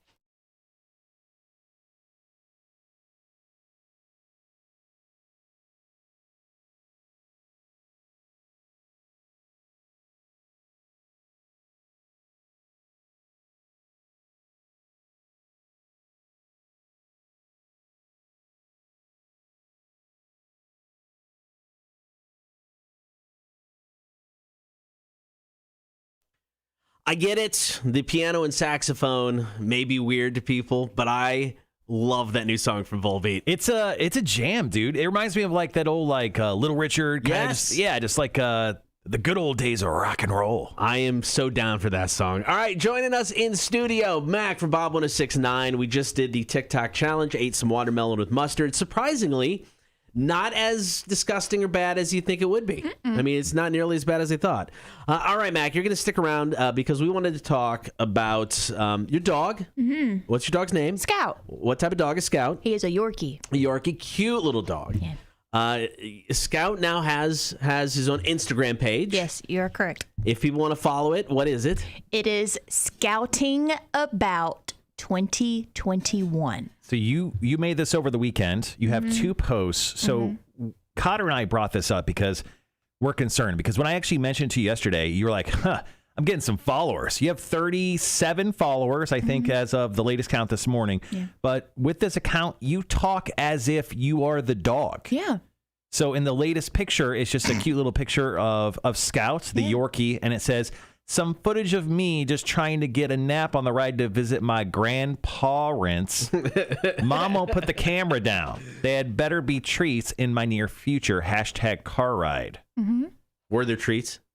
Yeah, he got one when we got home. Yeah. Checking. So first question, are you okay? I'm fine. I'm fine. Are you convincing us or yourself? I'm fine. Yeah. Mac just turned 29. Yeah. Are you going through a midlife crisis? No. Would you consider this a midlife crisis moment for you? Do you know how many accounts there are that people make for their pets? Oh, yeah. And they are crazy people. Oh, my God. And like, but sometimes those people are like, yo, here's big boy Charles, my bulldog, riding a skateboard. But you're talking as if you are a dog. It is his Instagram account. So, Mac, he doesn't have thumbs, Marshall. So, as we've explained, you're 29 years old and you're single. I emailed your mom this morning because Mama Margaret is a close personal friend and fan of the Kotter and Marshall show. And I asked her a really simple question. I go, hey, we're having Mac on this morning. She's going to do that watermelon and mustard challenge. I know you're excited, but could you share some advice from mom to daughter that I can share to her live on the air? Because obviously you need to find someone. You need to find a man, a woman, anything, a friend. So I asked, hey, Mama Margaret, do you have some dating advice for your daughter? And she actually just got back to me 6 minutes ago. Oh, so here's what your mom said to you. So once again, act as if I am Mama Margaret. Your mother said this, emailed me 6 minutes ago. Her advice to you. She can't wait. For finding the perfect mate. Yeah. Stop being so damn picky. The, all caps, perfect guy will be hard to find. She finds excuses. Too short when they are the same height, too forward, all kinds of reasons why not to date them. I was going to tell you guys weeks ago, there is a guy who drives a big black Jeep pulling a big white boat that she said was really cute. Oh. We saw him pulling through a Home Depot parking lot. She goes, I tried to run him down to get Mac to talk to him. And that's all she said. Then she put ... happy face. So now that you've heard your own mother's advice. What a jerk. Yeah. Which one, your mom or me? Both. Okay. I mean, first and foremost, keep the doggy Instagram account. It's cute. But you've got to stop talking like you're a dog. But it is his Instagram account. And if you are driving a big black Jeep and you own a big white boat and you were in a Home Depot parking lot within the last 2 weeks. That describes half of Savannah, but go ahead. Yes. Please message the radio station. I want you to talk to Mac. This wasn't Pooler. Specifically in Pooler. Okay. All right, I like this. If you are that gentleman and you're available and you like what Mac's throwing out there outside of the whole creepy, I run a dog Instagram account and she's a radio host, so she doesn't make much money. If that's a thing for you, message us and we'll hook you up with Mac. There are worse things about me that you would not want to date me for, I guess. Wow, you should say that out loud, Mac. You are not helping anything. You're not right selling here. yourself at all. I'm going to email your mom again. This was not 2 weeks ago. This was more like 2 months ago. Okay, 2 months ago. Fine, let's narrow and it you down. had sunglasses on. Yeah, your sunglasses were dope. A color of hair? Do you remember? It was dark hair. Yeah. Yeah. Okay. Mm-hmm. Yeah. That's it. Okay. If you were that specific guy, Mac is into you. Please message us.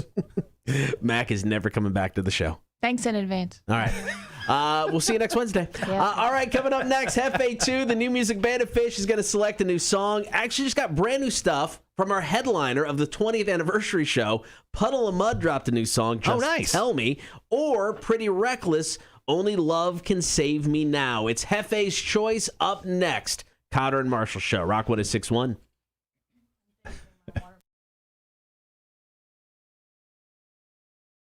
All right. Got some comments. Let's see.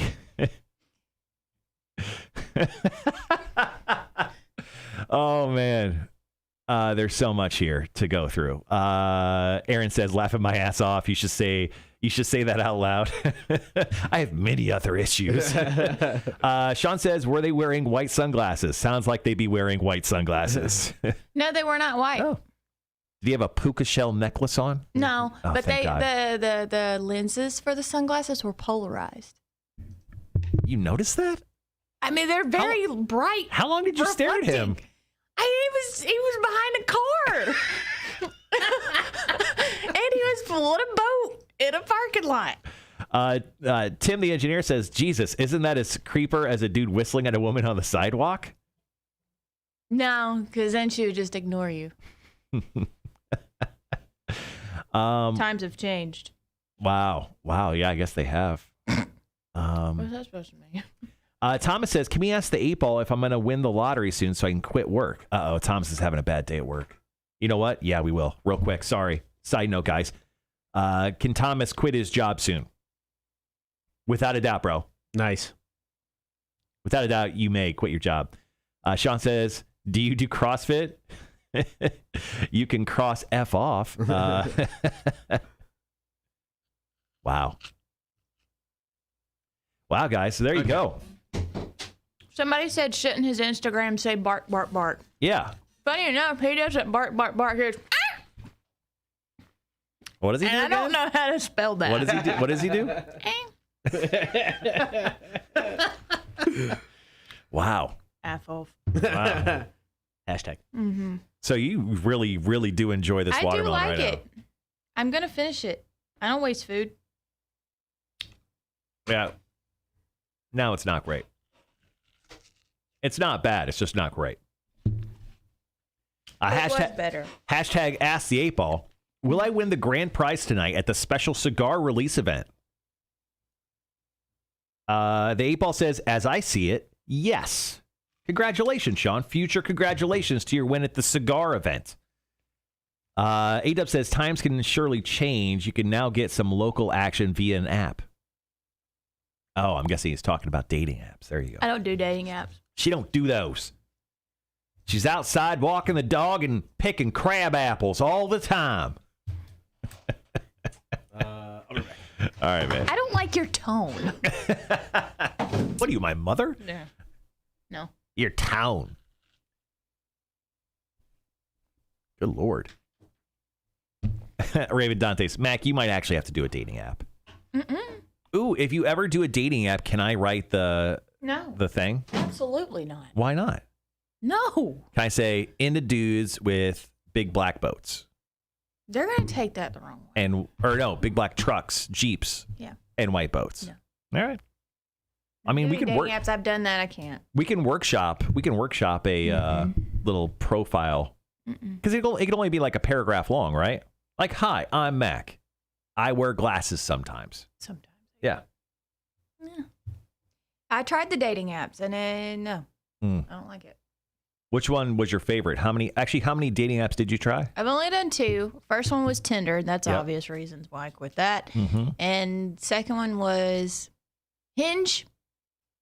You know, they advertise that app, the one that they want you to delete because they want you to find somebody. Therefore, you delete the app. Yeah. Hinge? I didn't even heard that. What about Farmers Only? I think you do well with Stop Farmers it. Only. Stop. Christian Mingle. No. What other dating sites are there? There's Dating. Bumble, Hinge. What about Singles in Savannah or Match.com? There's Singles in Savannah. Maybe you should try that one.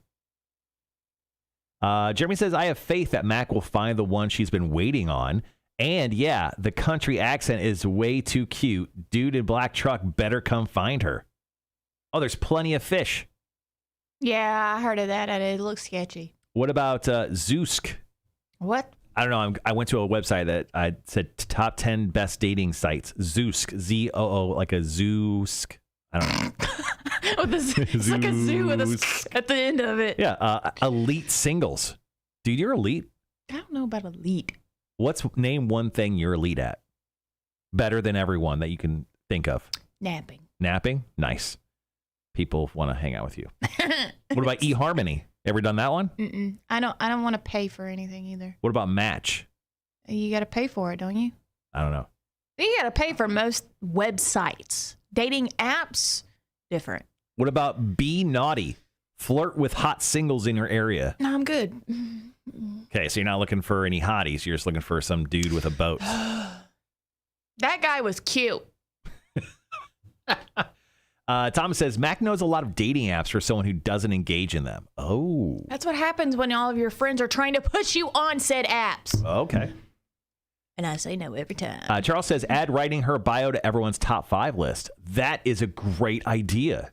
Dude, that is going to be awesome. Y'all are killing me. We're going to write such a sick bio for you. I'm sure. It's like, sup, I'm Mac. Sup, zoo. Yeah. Y'all like crab apples? Stop. What if we did, we just did the Goodwill hunting line. You're like, y'all like crab apples? Well, how about these apples? And your profile picture is literally just your cell phone number. So they don't even have to try to match with you. They could literally just call you immediately. If they want crab apples. I got a basket of crab apples, $20 a basket.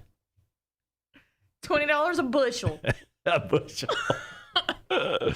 Too funny. All right. Well, up next we have Hefe. Oh, speaking of, I should move the camera so we can put Hefe on camera. Yeah. Sorry, Mac. I'm going to take you off camera. Fine. As long as I can hang out off camera. Yeah, hang out off camera. We'll put you back on camera. Just we gotta put the fish to work. I took a picture of the watermelon and the mustard. I get 3 separate Snapchats from the same person. Ew. Why? Then no.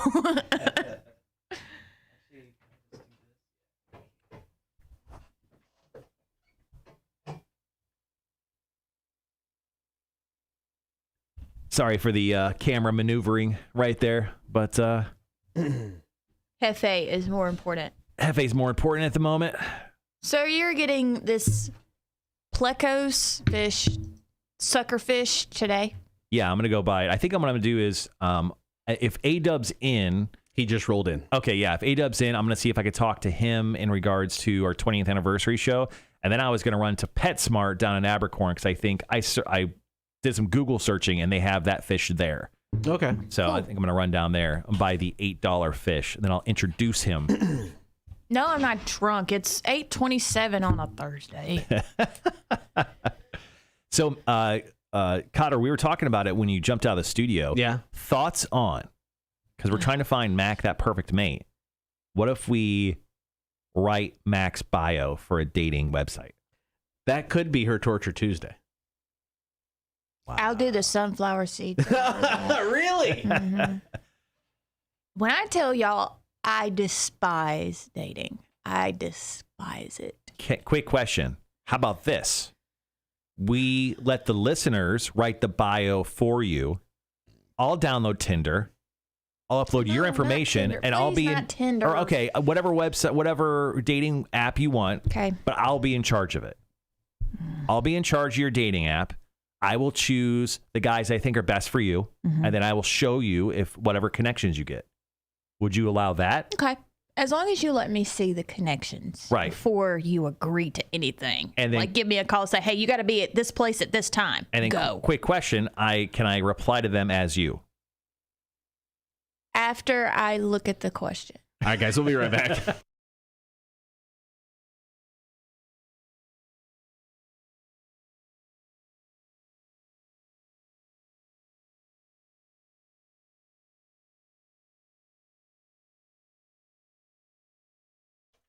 Good morning. Thank you for hanging out. Kotter and Marshall Show. Rock 106.1. It's time for Hefe 2, the new music beta fish, to select a new song for us. Now, should we just go ahead and tell everybody that Hefe is going to eventually have a live-in maid? Essentially, a tag team partner, really. This is very exciting news. Yeah, we're buying a cleaning fish because we're too lazy to clean Hefe's tank. There's some algae growing in there. So we did some research. Mac helped us with this. There is a Plecos fish. It's $8 at PetSmart. So we're going to go buy him today, or her actually today. And we're going to do a contest next week where we're going to allow you guys to name the fish. So we'll have more details about that real soon. Right now, though, Hefe has got to pick a song for us. And our headliner for the 20th anniversary show, Puddle of Mud, yesterday just dropped a brand new tune. It is called Just Tell Me. And I will play it here in a second. Okay. Because, No, this is just a dramatic pause. Operator error. No, it's definitely not that. We're just like giving you it is anticipation. It's building up right now. Well, hopefully you've anticipated enough. Okay. Here you go. The new Puddle of Mud.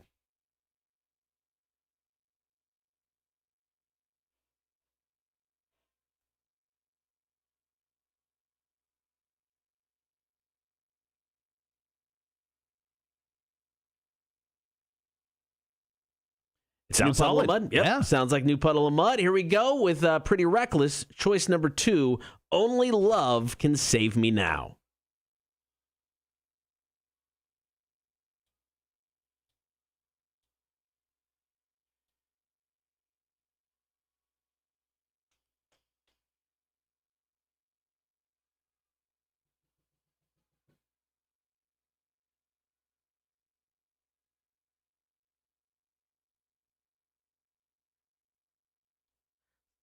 Sounds like another good one from the Pretty Reckless. The one cool thing about that song, 2 of the guys from Soundgarden actually guest on that track as well. Kim and Matt from Soundgarden. Very cool. All right, it's time for Hefe to make a choice, man.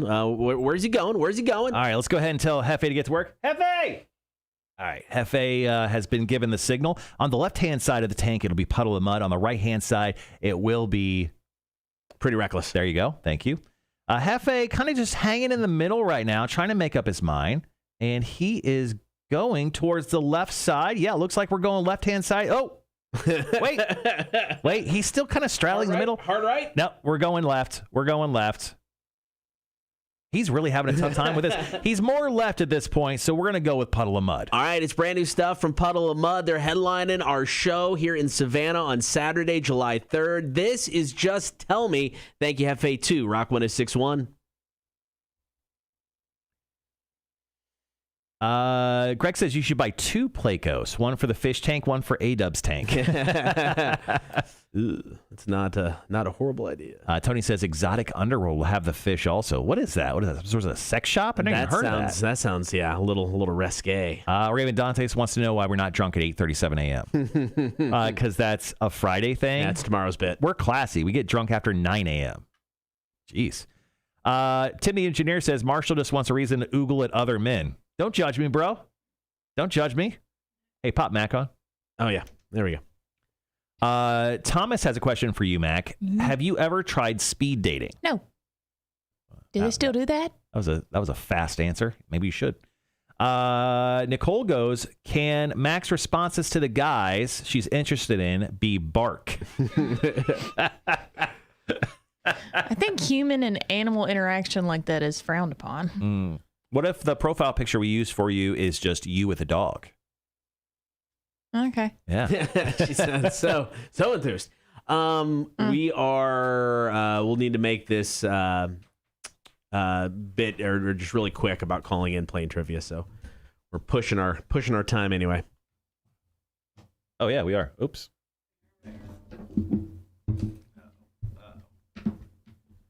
It's on Montgomery Crossroads. Oh, I think I've seen that. I think I know where it's at.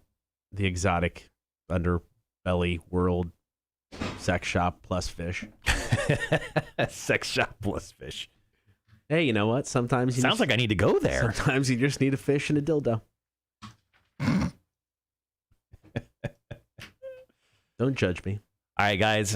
Here, 2 minutes. Jump back on the air. Going to do Are You Smarter Than a Community College Dropout Trivia. Shinedown tickets on the line. All you have to do is call, be the first caller in. You'll have your chance to win those.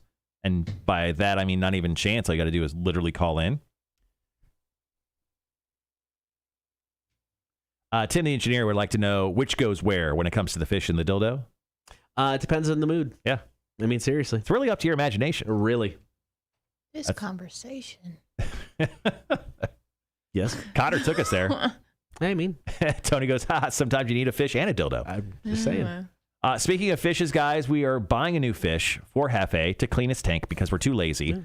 We are taking name suggestions for this possible new fish next week. We are going to start a poll for you guys to vote on, depending on how many we get and the ones we like. We'll let you guys vote, and we'll choose the name of our new fish. Sounds good. The French-made fish. It's whatever the name is, and then we'll say the French-made fish. Like FA2, the new music beta fish. Mm-hmm. I got about a minute left. That's so nice that your mom emailed me back. Hey, tell your mom thank you. Tell her I love her. Mom, She's listening. You're the best, Mama. You're the best. Oh, this puppy is so cute.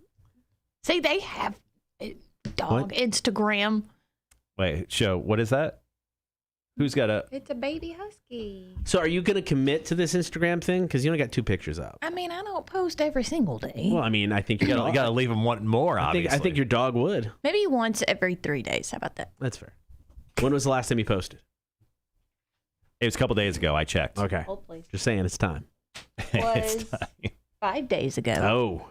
Yeah, it's definitely time. Yeah, it's time. Yeah. Once a week, Lauren taught us. I'll be right back, guys.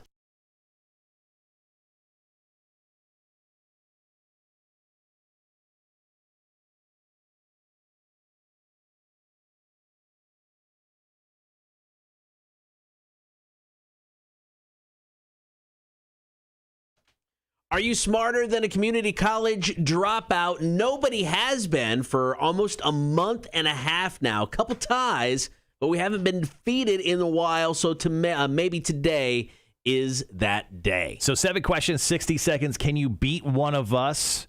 And are you smarter than a community college dropout trivia? I mean, it really doesn't matter because no matter what happens, we'll still hook you up with a pair of tickets to go see Shinedown in Augusta in October over at SRP Park. All right, call us now if you'd like to play and win. 800-394-1061. Are you smarter than a community college dropout? It's Kotter and Marshall. Rock 1061.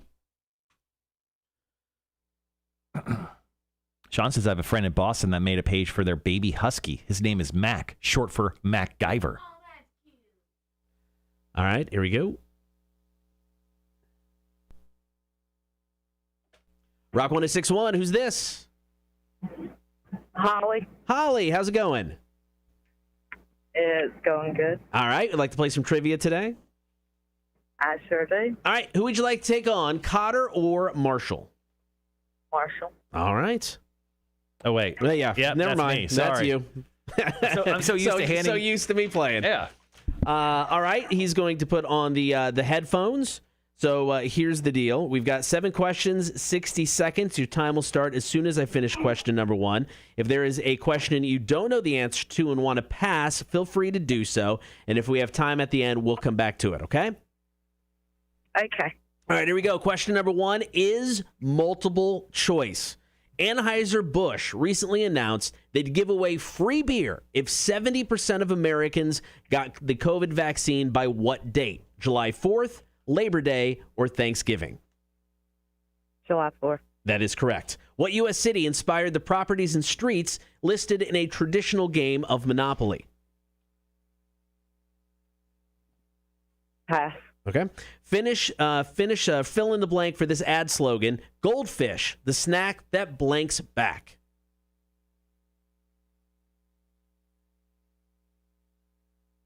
Pass. Dead or Alive, original Kiss guitarist Ace Frehley. I'm sorry, repeat it. Dead or Alive, original Kiss guitarist Ace Frehley. I don't know. Okay. What type of animal is Baloo from the movie The Jungle Book?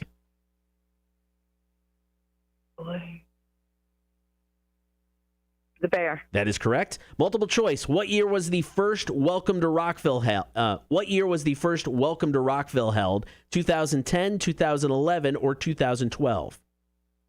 2010. Incorrect. Final question. True or false? A person who appeared as an extra in the movie The Exorcist was later a convicted murderer. False. That is incorrect. Holly, you got 2 out of 7 right, but don't worry. He's still scoring some tickets for Shinedown, but don't go anywhere. Hang tight. We'll get some information, but we're going to have Marshall take the quiz now. Holly got 2 out of 7. 2? Okay. 2 out of 7. Your time will start as soon as I finish question number 1, which is multiple choice. Are you ready? Yep. All right, here we go. Anheuser-Busch recently announced that they give away free beer if 70% of Americans get the COVID vaccine by what date? July 4th, Labor Day, or Thanksgiving? I'm going to say Labor Day. That is incorrect. Oh. What U.S. city inspired the properties and streets listed in a traditional game of Monopoly? Atlantic City. That is correct. Finish this fill in the blank of this ad slogan. Goldfish, the snack that blanks back. What? Fill in the blank for this ad slogan. Goldfish, the snack that blanks back. What would the blank be? Pass. Okay. Dead or Alive, original Kiss guitarist Ace Frehley. Alive. That is correct. What type of animal is Baloo from the movie The Jungle Book? He's the bear? That is correct. Multiple choice. What year was the first Welcome to Rockville held? 2010, 2011, or 2012? Oh, I wasn't here. 11? That is correct. Oh, nice. Final true or false. A person who appeared as an extra in the movie The Exorcist was later convicted of murder. True. That is correct. Oh, nice. All right, so that means we got through them all. So let's see, 1, 2, 3, 4, 5. Holly Marshall got you today, but no worries. Like we said, you're still scoring some tickets for Shinedown. Thank you. No problem. All right, we've got your phone number, so Marshall will give you a call. You know, the show's not until October, so he'll give you a call either this week or early next week, and we'll get everything worked out for those tickets, okay? Thank you. All right, thank you very much. Bye-bye. Bye. All right, here we go. Correct answers. Anheuser-Busch said they would give away free beer if 70% of Americans get the COVID vaccine by July 4th. Yeah, I just thought that was too soon, but I guess that was news that was put out a while ago, right? A little bit ago, a week or so ago. What U.S. city inspired the properties and streets for a traditional game of Monopoly? That is Atlantic City. Goldfish, the snack that smiles back. What? Because it's got a smile face. Oh, okay, Yeah. sure. Dead or Alive, original Kiss guitarist Ace Frehley. He's alive, just turned 70 back in April. Baloo from The Jungle Book is a bear. Welcome to Rockville first went down in 2011. And yes, Paul Bateson was an extra in the movie The Exorcist. 3 years after the movie got released, he was convicted of murder. Cool. Crazy stuff. All right, listen up tomorrow around 8:30, your chance to play. Are you smarter than a community college dropout? Kotter and Marshall Show, Rock 106.1. All right, guys, we're going to go ahead and edit up that audio. We'll play it back for you live on the air, but we'll be gone for 2-3 minutes while he edits that up. So see you in a minute. All right, thanks, guys.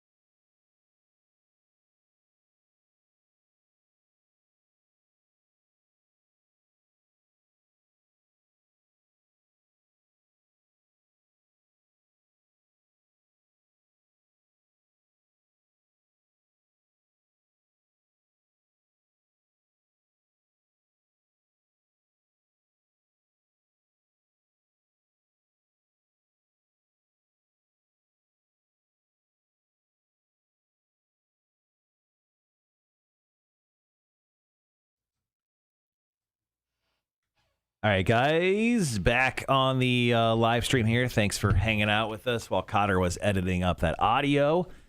That'll be playback here in about 30 seconds or so, and then we just kind of hang out until the top of the 9 o'clock hour. Top of the 9 o'clock hour, I quiz Kotter in the face today on Quizzed in the Face because of the recent trend of celebrity boxing matches, and that's exactly what happened this past Sunday. It wasn't a professional match or exhibition match, what they tend to call it.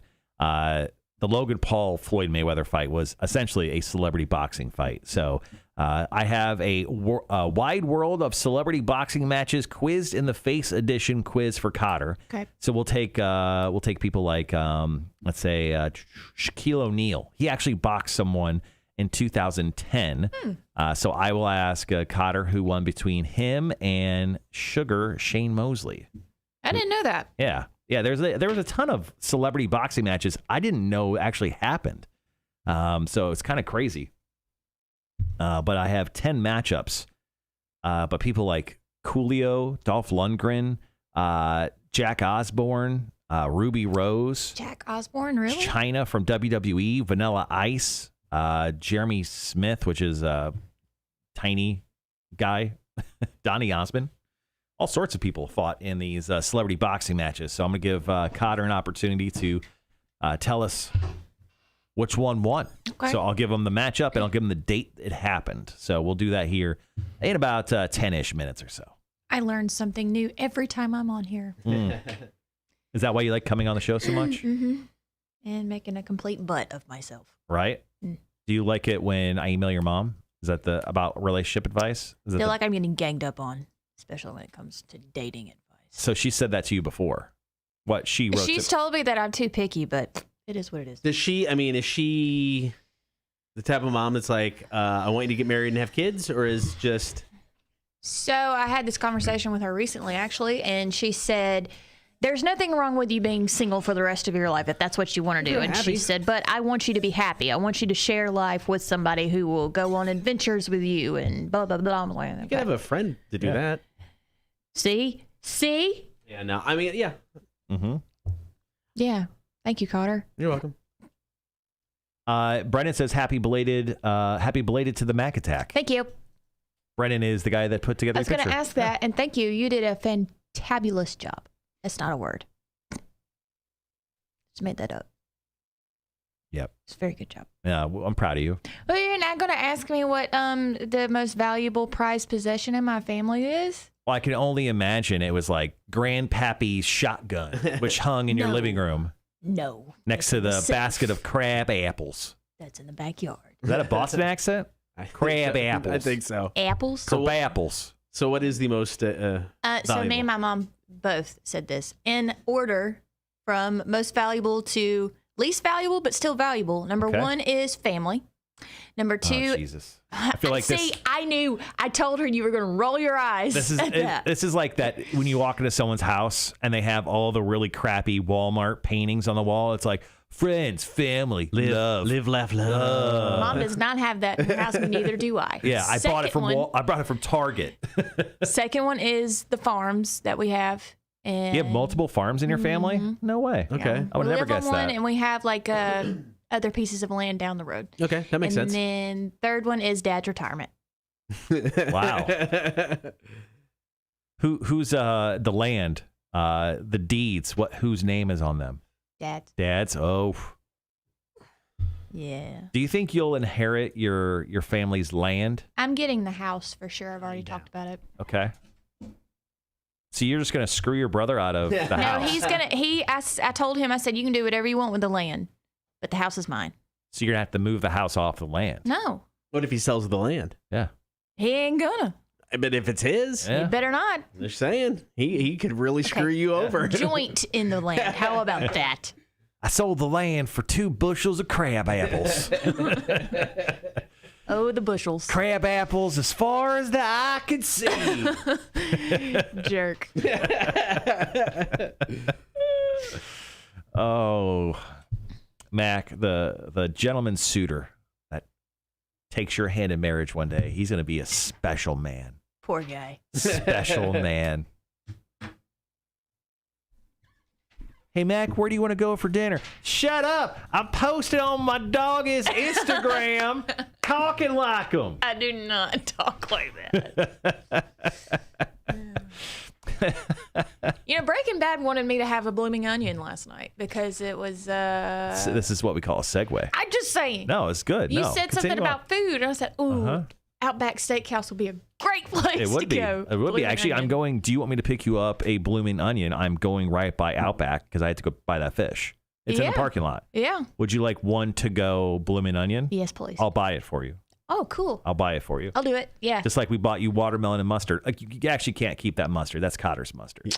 Drat. Yeah. So You can have the last piece of watermelon. Yeah, I'm good. I'm completely full of watermelon and mustard. You should tweet that. Do you have a Twitter? Yes. Yeah, just tweet that right now. I'm completely full of watermelon and mustard. Say it in an accent, though. How do you spell that? I don't know. I thought you just. I thought you could tweet in your southern accent. I called it ahead. Last time I got it, took like 40 minutes. Jesus. What's Outback Steakhouse doing? Hey, remember when someone ran into the site of Outback Steakhouse? Oh, yeah. Remember that? Yeah.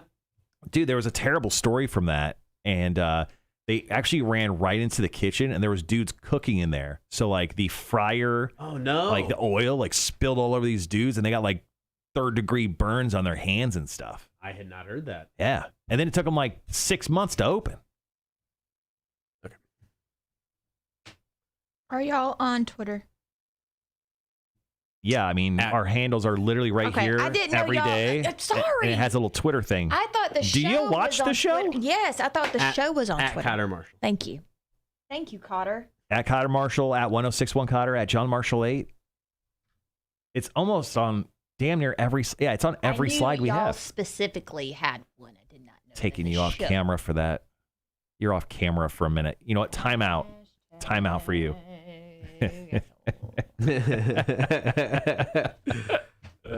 Shoot.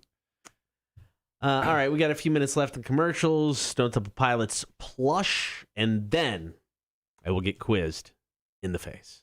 Once again, we're doing the wide world of celebrity boxing matches, quizzed in the face edition.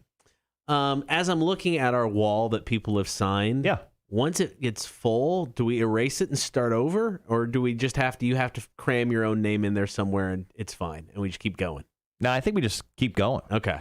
Well, it's like, it's like service has their chalkboard, how do you serve? And then once they get to a point, they erase it once it's full. Right, but there's dozens and dozens upon hundreds of people in there every day. There's Yeah. like one person No, a week I get in it. here. I get it. But I mean, it's filled up relatively quickly. I mean, eventually we're going to need like a ladder in here so people can, sign up toward the top. Right. Yeah, we'll just get that installed. Not one of those like you get in the library, you just push it along the wall. Yeah. Yeah, if we go to like the wide shot of me, like look how much room's on there. Well, there's nothing now. a lot Hold of on. room. There's so much room. See, look, there's so much Yeah, there's still plenty of room. But yeah. there's all of this. And over by the door. Yeah. So there's space. No, I mean, we're not going to run out anytime soon, But yeah, I mean, I would consider erasing it possibly if it got absolutely jam-packed. Gibby says you can lacquer it, remove the board, and install a new board. it's not actually a board. It's just chalk paint on the wall. So Turn my camera would on. love to be able to do it, but unfortunately we can't. I say we do it anyway. Just cut off the drywall. Rip it off. Just take a razor blade and we'll just cut off the drywall. You're not gonna have people sign that part. Yeah, no, they'll have to eventually. I mean, they're going to have to sign over there, sign up there, sign down there. Yeah, once it becomes an issue of signing, we probably should erase it. We can just paint this wall. I was gonna say, why don't you just paint partial of this wall? Well, let's just make Aaron do that. I mean, after the show, he's not going to have anything to do, so Yeah, I we'll just know. put him to work. I'll be bored. Yeah. Boy.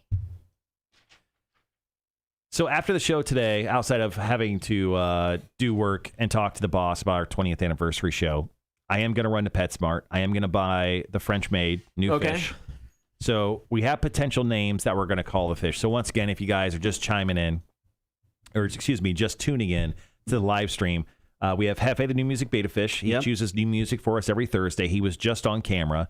We're buying him a housemate, and the housemate is specifically there to clean. It's going to clean up all the algae, the green yucky stuff. So I'm going to go buy the fish today. I'm going to introduce them. And as long as Hefe doesn't murder that fish, we will then name the new fish next week. Yeah, I mean, betta fish are known as fighting fish. Now, they say this fish makes a great companion for a betta fish. Right. So that's why we're going this way. But we're hoping, and honestly, we don't know, our fish could be a murderer. It's a chance. Yeah. I mean, seriously. Hefe could be an outrageous, ridiculous murderer. But he's so sweet. Raven Dante says, Karen the algae sucker. We'll put Karen on there. Somebody had suggested Karen earlier, and there was a reason for it. I don't remember what it was now, though. But yeah, so if you have a suggestion for the new female fish that we're getting, it's got to be a girlish name. Heffette. Yeah, Heffette. It's like Smurf and Smurfette. Yeah, we love to hear what your suggestions are, and then all next week we'll put up a poll for you guys to vote. You can vote. I'll see if I can make you guys vote more than once every day if you can. Female fish names. Let's see. Right now we have Alice, Consuela, Bonehead, Rosie, and Karen. So if you have a suggestion on what to name our new fish, let us know. I'll add it to the list. Oh, man. All right, got about 5 minutes. STP just starting. Raven Dante said Karen early. He said, I said it earlier because Karens are soul suckers. There you go. Thank you. I remember seeing that. Nessie is a good name, but that seems too typical. Nessie? Yeah. Nessie. Yeah. What's a famous French maid name? Search that. Famous French name. French maids. French maid famous names of famous French maids. Okay, so I just searched famous French women. Coco, as in Coco Chanel. Okay. Carla. I was looking for Blanche. I like Coco. Let's add Coco to the list. Okay, Isabel. Who's the hottest French person up there?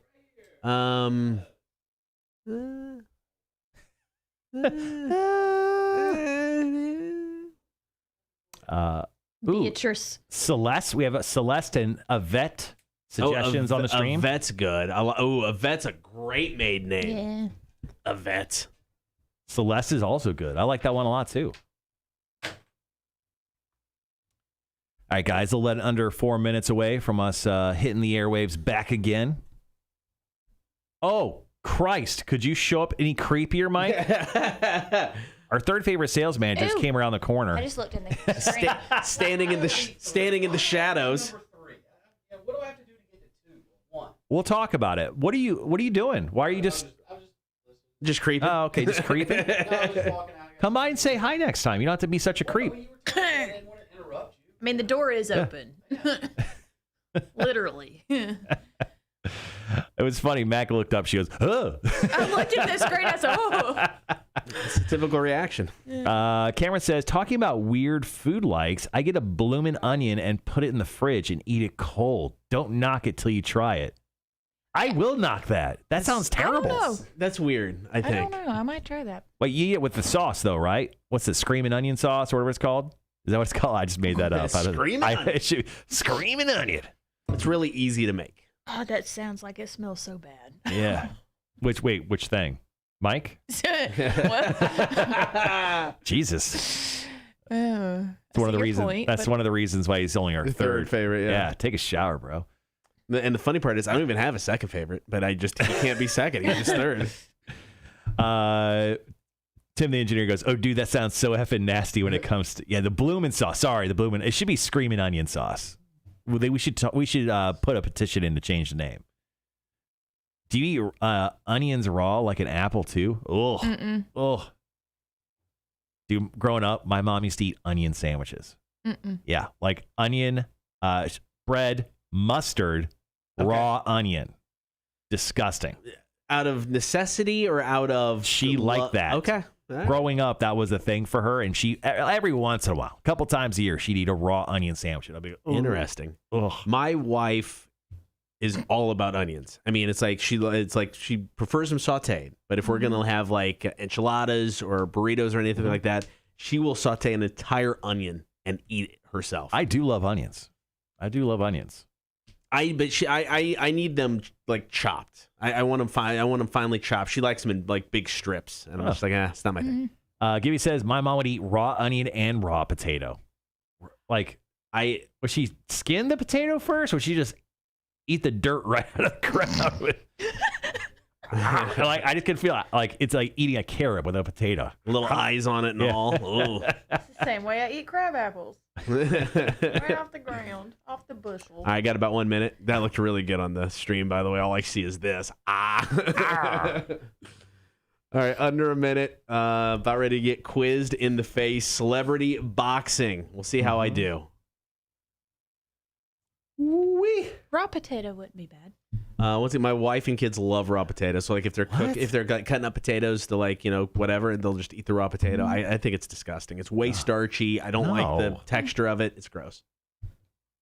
Bake it, cook it in some form or fashion. I'll eat a potato, but like raw potatoes are gross. My wife and kids love them. No, yeah, it's not like they're munching on an entire thing, but if they're like cutting them up to cook them, they'll eat pieces of it. Potato. All right, guys, be right back.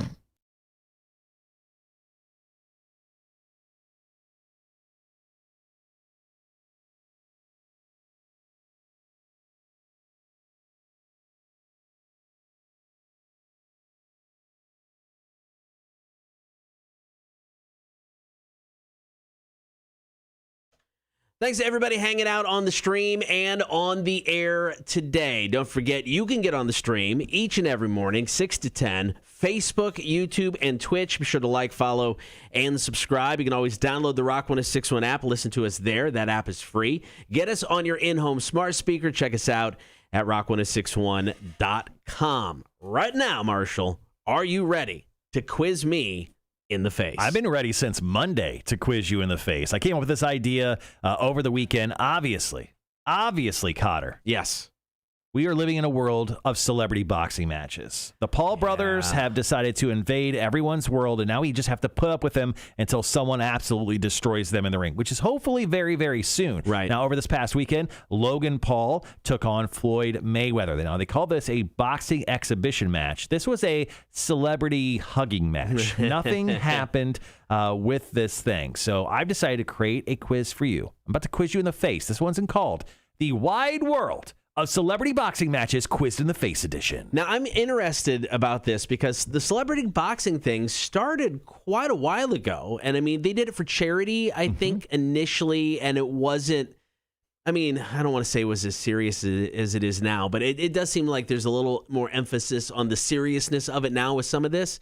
I would really like to see a timeline of how we got from the start of it to where we are now with this, because it has changed. It's progressed a little bit more. Yeah, it definitely has. So let's go ahead and start this quiz. Now, this is the first fight I found when it came to celebrity boxing matches. So this is kind of how it began right here, Kotter. So what I'm going to give you is the two people who fought and the date it happened. All you have to do is tell me who won this celebrity boxing match. Okay. So number one, happening on January 17th of 1994. That long ago? Danny Bonaducci took on Donny Osmond. Which person won? I remember this going down. I cannot believe it happened that long ago.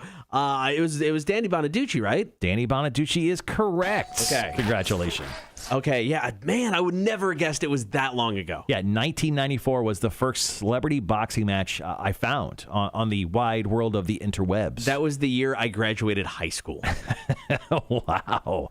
Zip it, Matt. Yeah, okay. All right. Going on to number two. You know him as Hornswoggle. Oh, yeah. Hornswoggle, former WWE wrestler. He took on Jeremy Smith on April 23rd of 2021. Yes, that's right. Just happening a few months ago. Kotter, who won that fight? I remember hearing about this. This is the Barstool. Yeah, it was Rough and Rowdy. Mm-hmm. I remember them promoting it. I didn't hear who won, but I got to go with my man Swoggle, hopefully.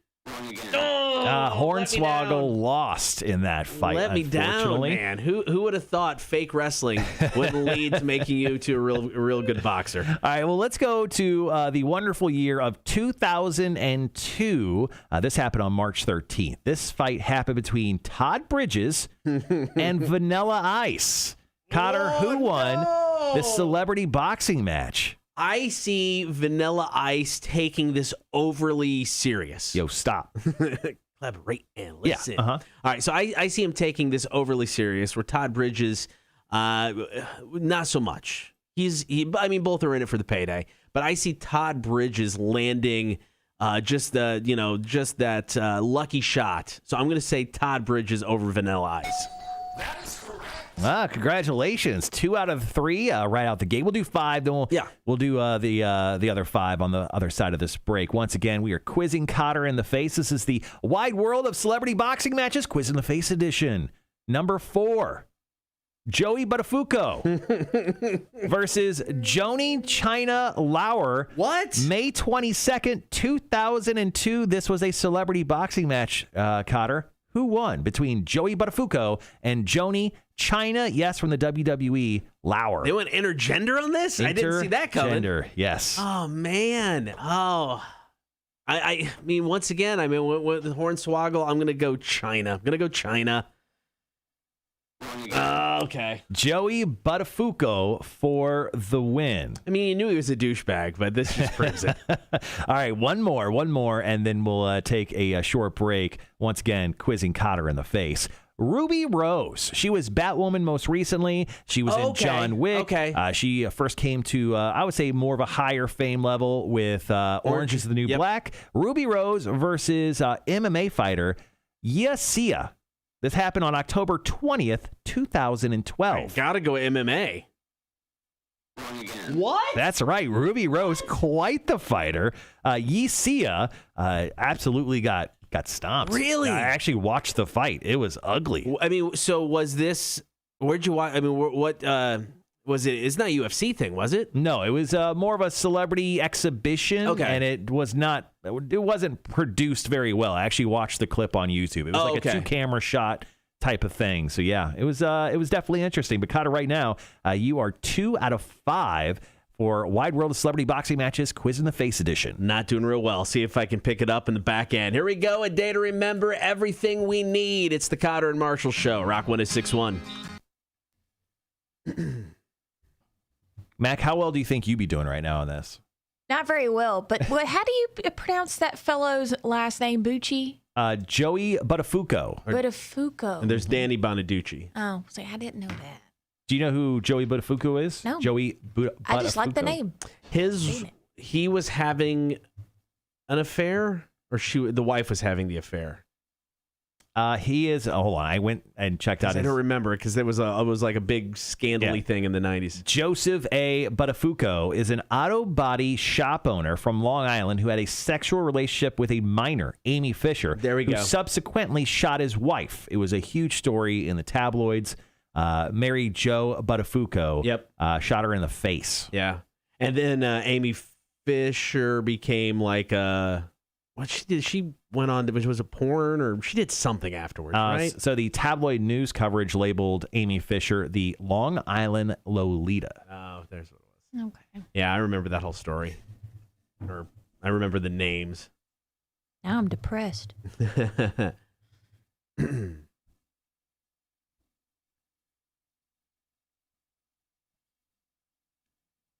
Let's see. They did a spotlight on her in 2020. Wow, she looks pretty damn good. Who? Amy Fisher. Okay. Amy Fisher's life after prison has been eventful. After her release from prison in 1999, she found work as a columnist, author, and porn star. Okay. After spending her late teens in the media spotlight and casting herself back in the limelight following her release, Fisher is living a private life in 2019. She legally changed her name in 2016. According to the New York Post, she turned 46 August 21st of 2020. So she's about to turn 47. What a life. What a life she lived. Murderer, and now she's a porn star. No, the wife lived. Oh, really? Yeah, Wow. she got shot she lived. Ooh. Me and Mac with the same response. Ooh. Because it messed up. It kind of messed up her face a little bit, but the wife lived. Yeah, Gibby, have a great day, man. See you later, Gibby. All right, we got about 30 seconds. Round 2, quizzed in the face coming up. Once again, Kotter is 2 for 5. You'll definitely probably still do better than I did. You got 3 right, correct? Yes. 2 or 3. Okay. I can't remember.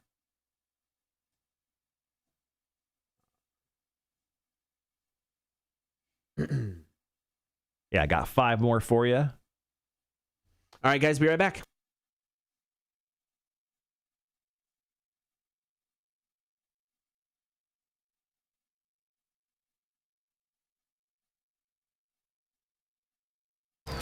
The Kotter and Marshall Show. Rock 106.1. Good morning. Happy Thursday. Kotter and Marshall Show. Didn't do too well in the first half of Quizzed in the Face. 2 out of 5 celebrity boxing matches. Yeah, it's been a little rough. Hoping to turn it around here in the final 5. All right, let's go ahead and get started. Way back in 2010, Kotter, this matchup happened. Shaquille O'Neal versus Sugar Shane Mosley. Who won this celebrity boxing match? I don't know if I remember this one. How do you forget Shaq? Boxing. I got to go with Shaquille. Wrong again. What? Once again, facing professional boxer Sugar Shane Mosley. I mean, what's her face faced a professional UFC fighter and won? It's Shaq. All right, moving on. How about this one? I know you're going to get this one. And just a little hint. You watched this fight with me. Okay. How about Jake Paul versus Nate Robinson, November 28th, 2020? That'd be Jake Paul. Jake Paul is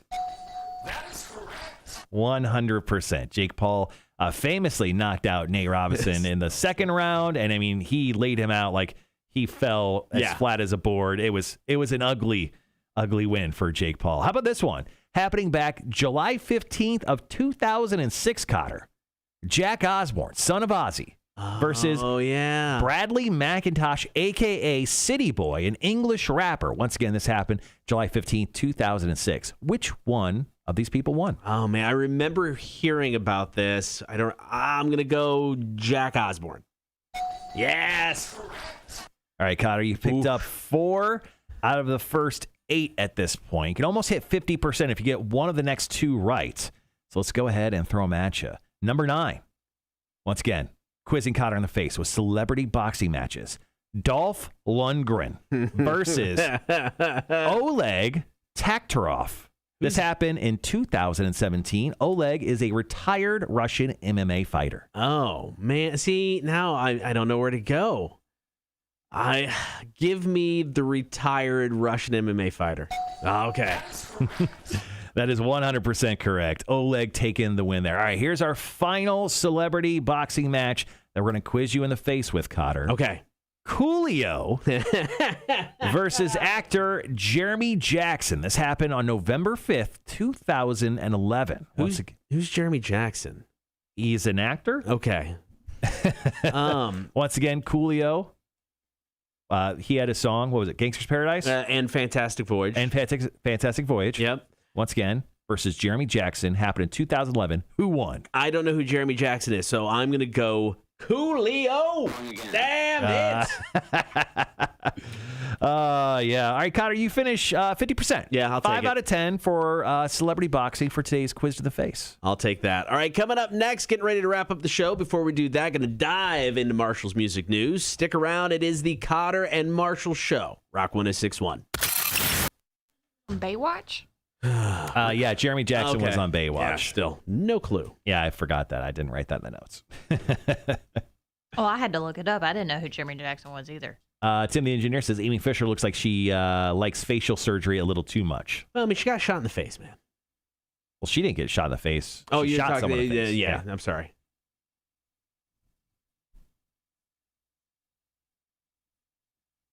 More importantly, she made enough money to get all that surgery. That is true. Talk about the fame she had.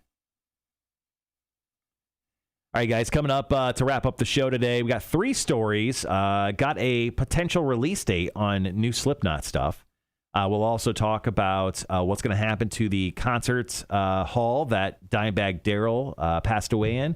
And then we'll talk about the very first rock concert that will ever happen inside of Allegiant Stadium, a.k.a. Darth Vader's helmet. In Las Vegas. So we'll talk about that. Those will wrap up the show today. Mac, what are you doing today? I am doing my show, doing some production. You're filling in for Jake today. Yes. So you're on from 3 to 7. 3 to 7. You're giving away Clint Black tickets. That's exciting for you. Yeah. And then I'm actually filling in for you. Yeah. I go from this to work to right on air with Bob 106.9. That's right. Which story are you going with first? I thought I would go with the Slipknot story, unless you want me to run another way. I'm good with that. Just looking for a tune to play. In the story, they mention surfacing and psychosocial. So if you want to play either one of those. All right, let's go psychosocial. What else you doing? What's your big night plans, Mac?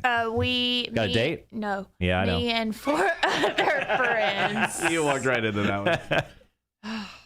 One of these days I'll catch on. Me and 4 other friends were doing a chicken sandwich extravaganza. So we are getting one chicken sandwich from like 6 different restaurants, splitting each of them into 5 and like trying to see which one is the best out of 5. Stop giving me that look. And this sorry, and you planned this out. This is No, planned. they did. I am How old are these people? Are these like your age? one's younger? 32, one's 28, 2 others are 28. Yeah. Where are you going for the chicken sandwiches? What's the selections?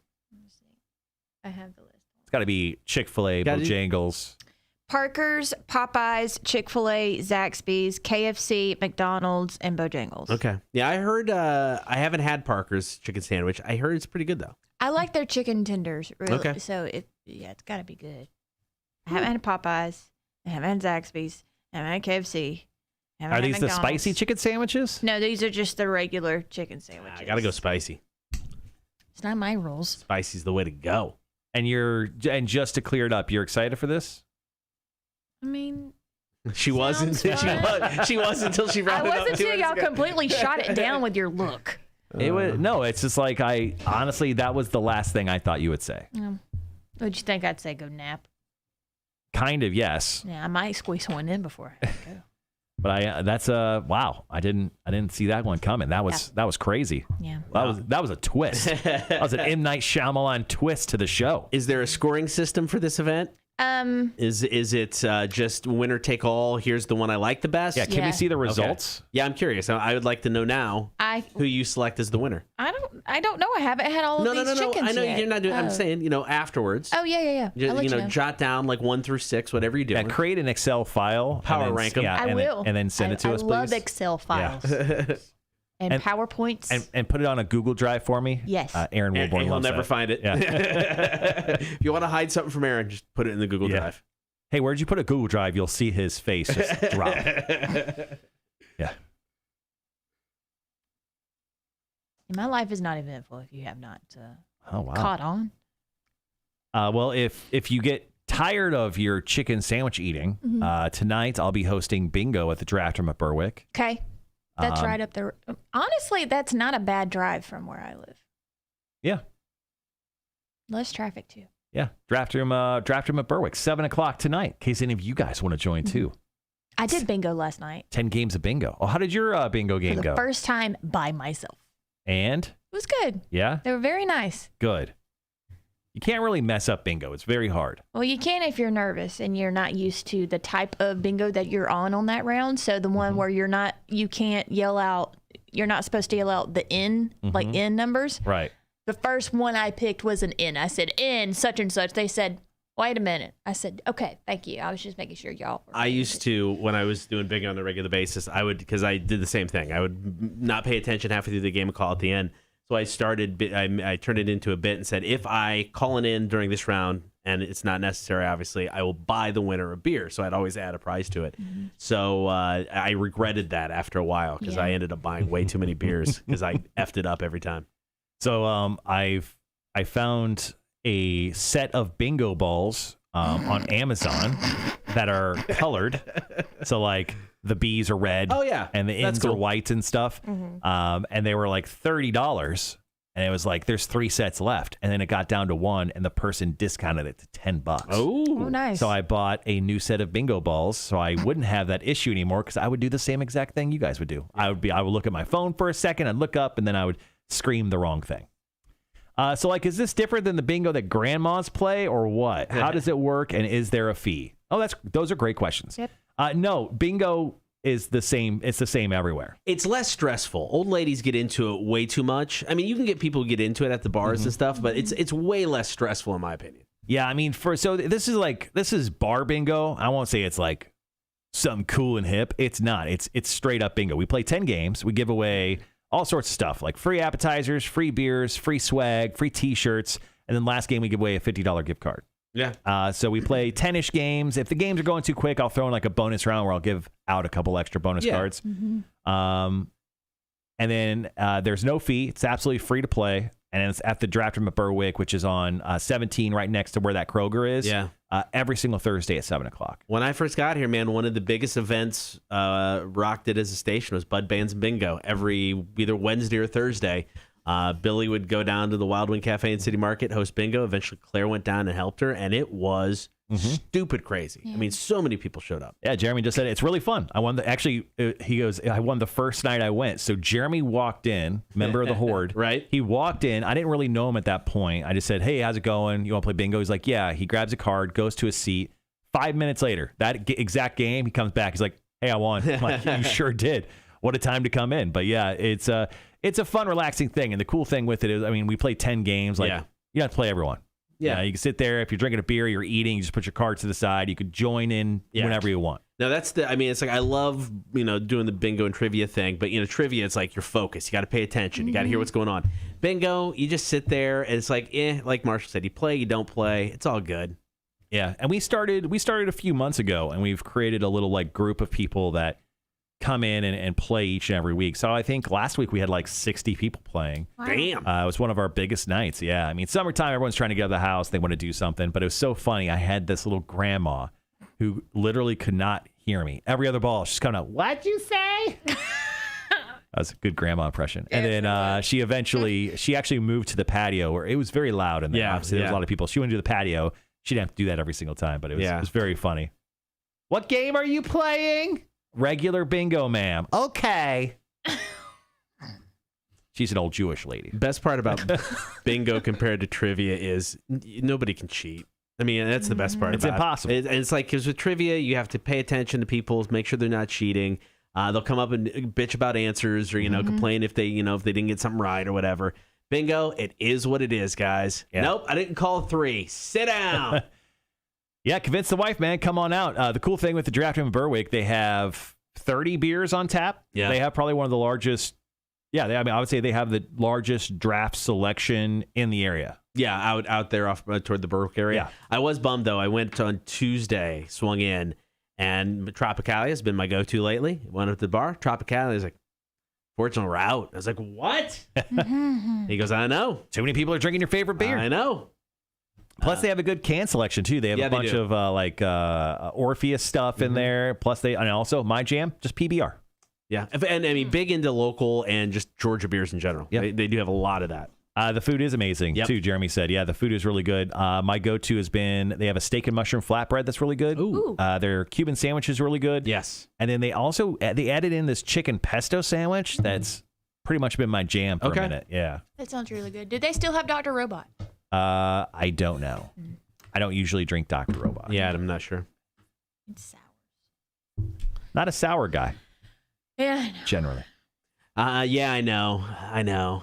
But no, with the Tropicalia, it was a thing before it got here. It was a popular beer before it got here. But yeah, it's really good though. Yeah, after Creature Comfort started redistributing back into the Savannah area, man, Tropicalia just moves so quickly. It's so good. I forget that you guys had a cherry lime sour come in a couple weeks ago. It's still in my fridge. Oh, yeah. I'm going to drink that. Who gave us that? That was Jeremy from Spliffin. Yes. Yeah. Good news. Not for my son, but for me. His schedule got moved down, so I don't have to stay up until 11 o'clock tonight. What time is he off work? 3 o'clock. Only slanging pizzas to 3 p.m.? Yes. So he had to walk. Oh, which he didn't. Rest in peace, his legs. Which he wasn't real thrilled about. So. I saw somebody. So Publix is right down below Village Green, where my apartment complex is. Why am I telling y'all this? that was a mistake. It's too late now. We'll find you, Mac. No, there was somebody walking with legit groceries in both hands Yeah. from Publix. I was like, I might try to do that. I might die. Yeah, that sounds Then like again, someone who this does was at dark. CrossFit. No, this was at dark. All right, guys, be right back.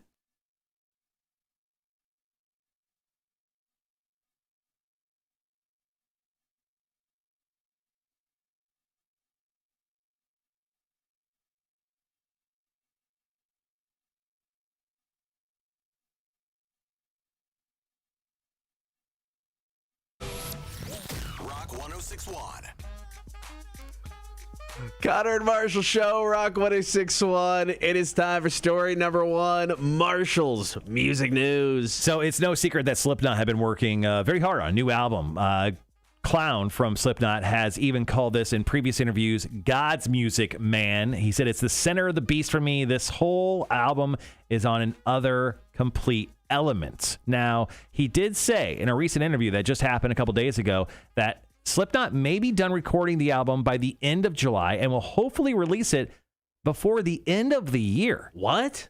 The turnaround time for the Slipknot album is crazy for us because, once again, we got their last album, 2 years ago? Yeah. I mean, so no time at all. We're going to have a brand new album from Slipknot. Now, obviously, the guys are going on the road for Knotfest. They have Killswitch Engage, Fever 333, and Code Orange joining them on about 20-ish dates. Now, the closest one for us is going to be in Alpharetta, Saturday, October 23rd at the Amerisbank Amphitheater. It's going to be a great night. Slipknot, closest they're going to be to us, at least at this point, in 2021. All right, we got more Marshall's music news coming up. Here's Slipknot and Psychosocial, Kotter and Marshall Show, Rock 1061.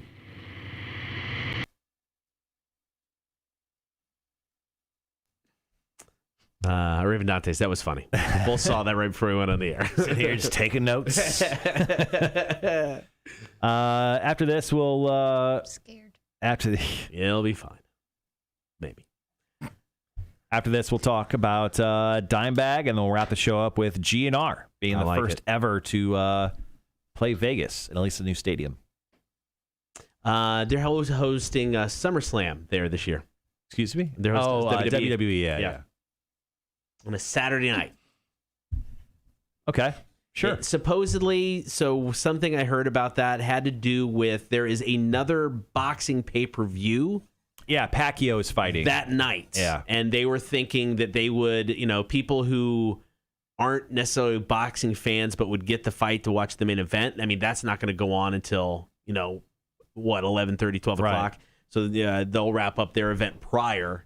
And then, their hope, I don't know. It seems like a weird plan to me. Where's Pacquiao fighting? I'm not MGM? sure. Yeah, maybe. I don't know. Seems like a weird plan by the WWE for me. Because it's always, they haven't had a Saturday pay-per-view in decades. So it's very weird that they'd move this and then have it on the same night as a major pay-per-view. I don't get it. Whatever. Interesting.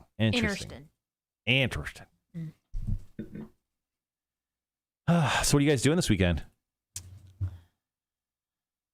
Ooh, you don't have any? You gonna eat some chicken sandwiches? Stop it. Okay. Pick some crab apples. No, I'm going to a friend's house Friday night to make our own pizzas for my birthday because that's what I wanted to do.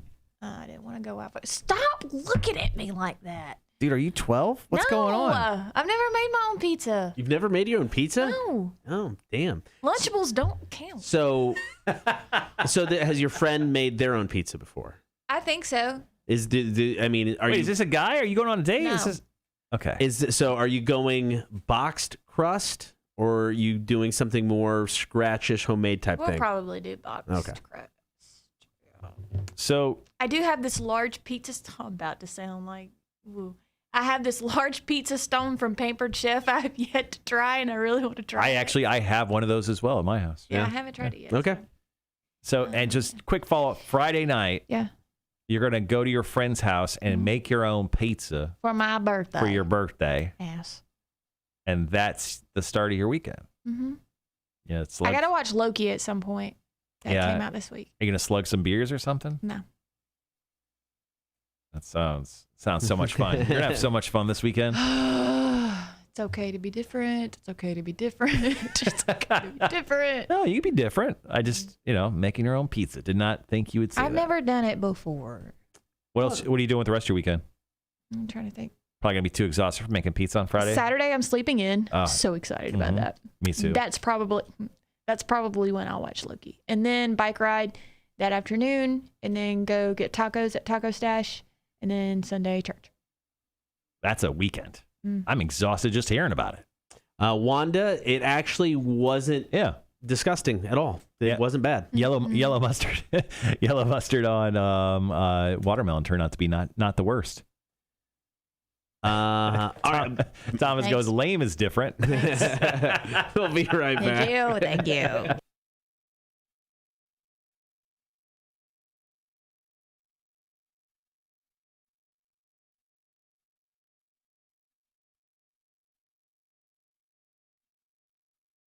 Marshall Show, Rock 106.1.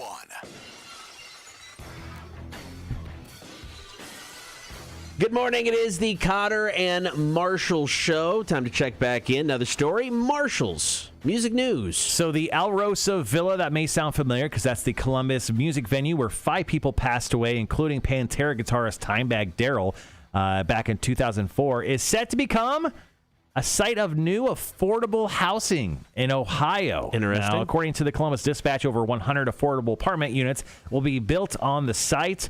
The site was the land was purchased for $2.175 million from the city's Affordable Housing Bond Fund.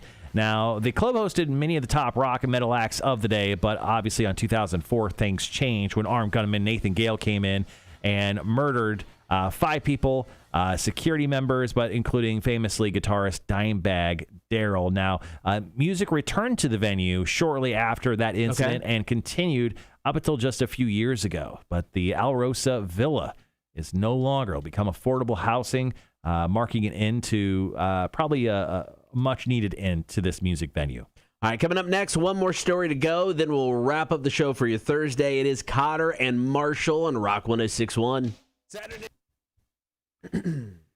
All right, guys, one more story, and then that wraps the Kotter and Marshall Show for today. Tomorrow, Eric Loy of Silver Bluff Brewing Company out of Brunswick, Georgia. He stops in 9 o'clock for beer for breakfast. We also have Fireaway Friday. Mac, you want to come in again? Yeah. Time? I don't know. 6 a.m. Let's change it up. 6 a.m. You want to come in? No. Hang for the whole show? I mean, It's I don't know. Getting up early, honestly, never gets easy, and I hate it. No, it doesn't. But the moment I get here, I feel good. It's just everything that leads up to it, yeah, it's to exhausting. me putting the door code in and opening the door, I hate. Yeah. No, I mean, I don't know. Doing all my work the night before, where I used to just do it day of, like getting completely ready, driving in that early, being sleepy-eyed, like I hate all of it up until the moment I walk in here. Yeah. It's all the work. It's all the work that leads to this point. I love being here. I love being on the air. I love streaming. It's so much fun. Yeah. It's just all the work that leads to it every single day.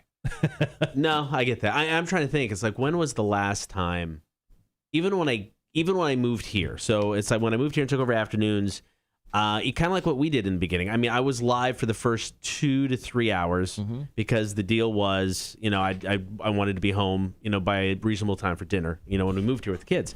So prior to us doing this, I couldn't tell you the last time I had done 4 hours straight live on the air outside of any specialty stuff for like toy drives and stuff and around.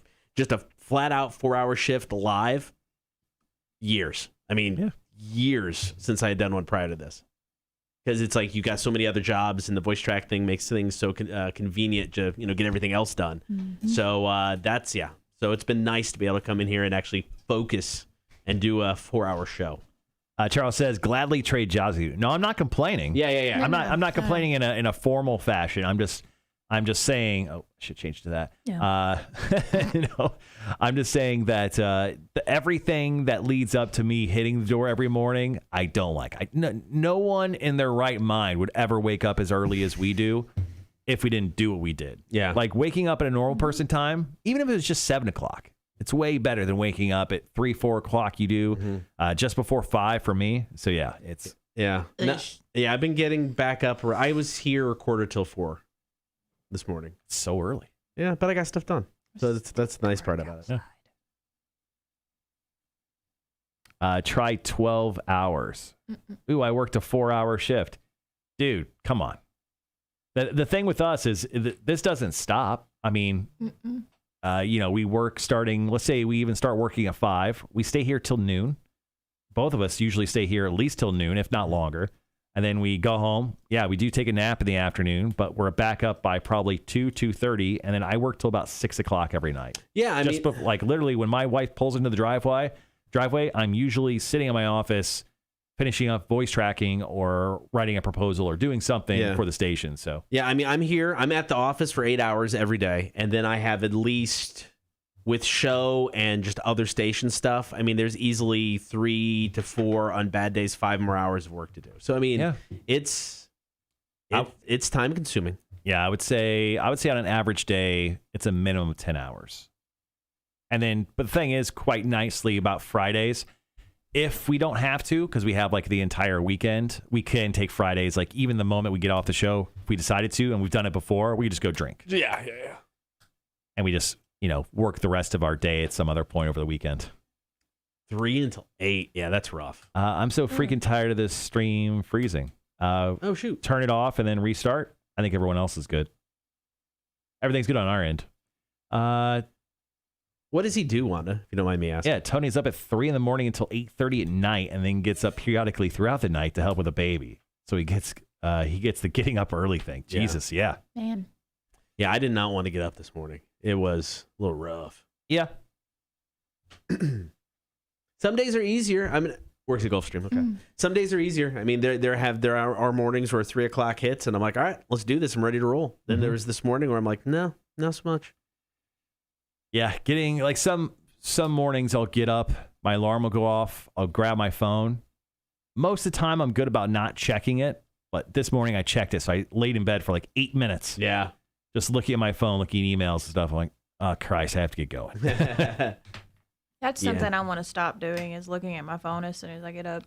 Because I'll sit there for 10, 15 minutes of just scrolling through my phone. One thing I want to do is stop looking at my emails.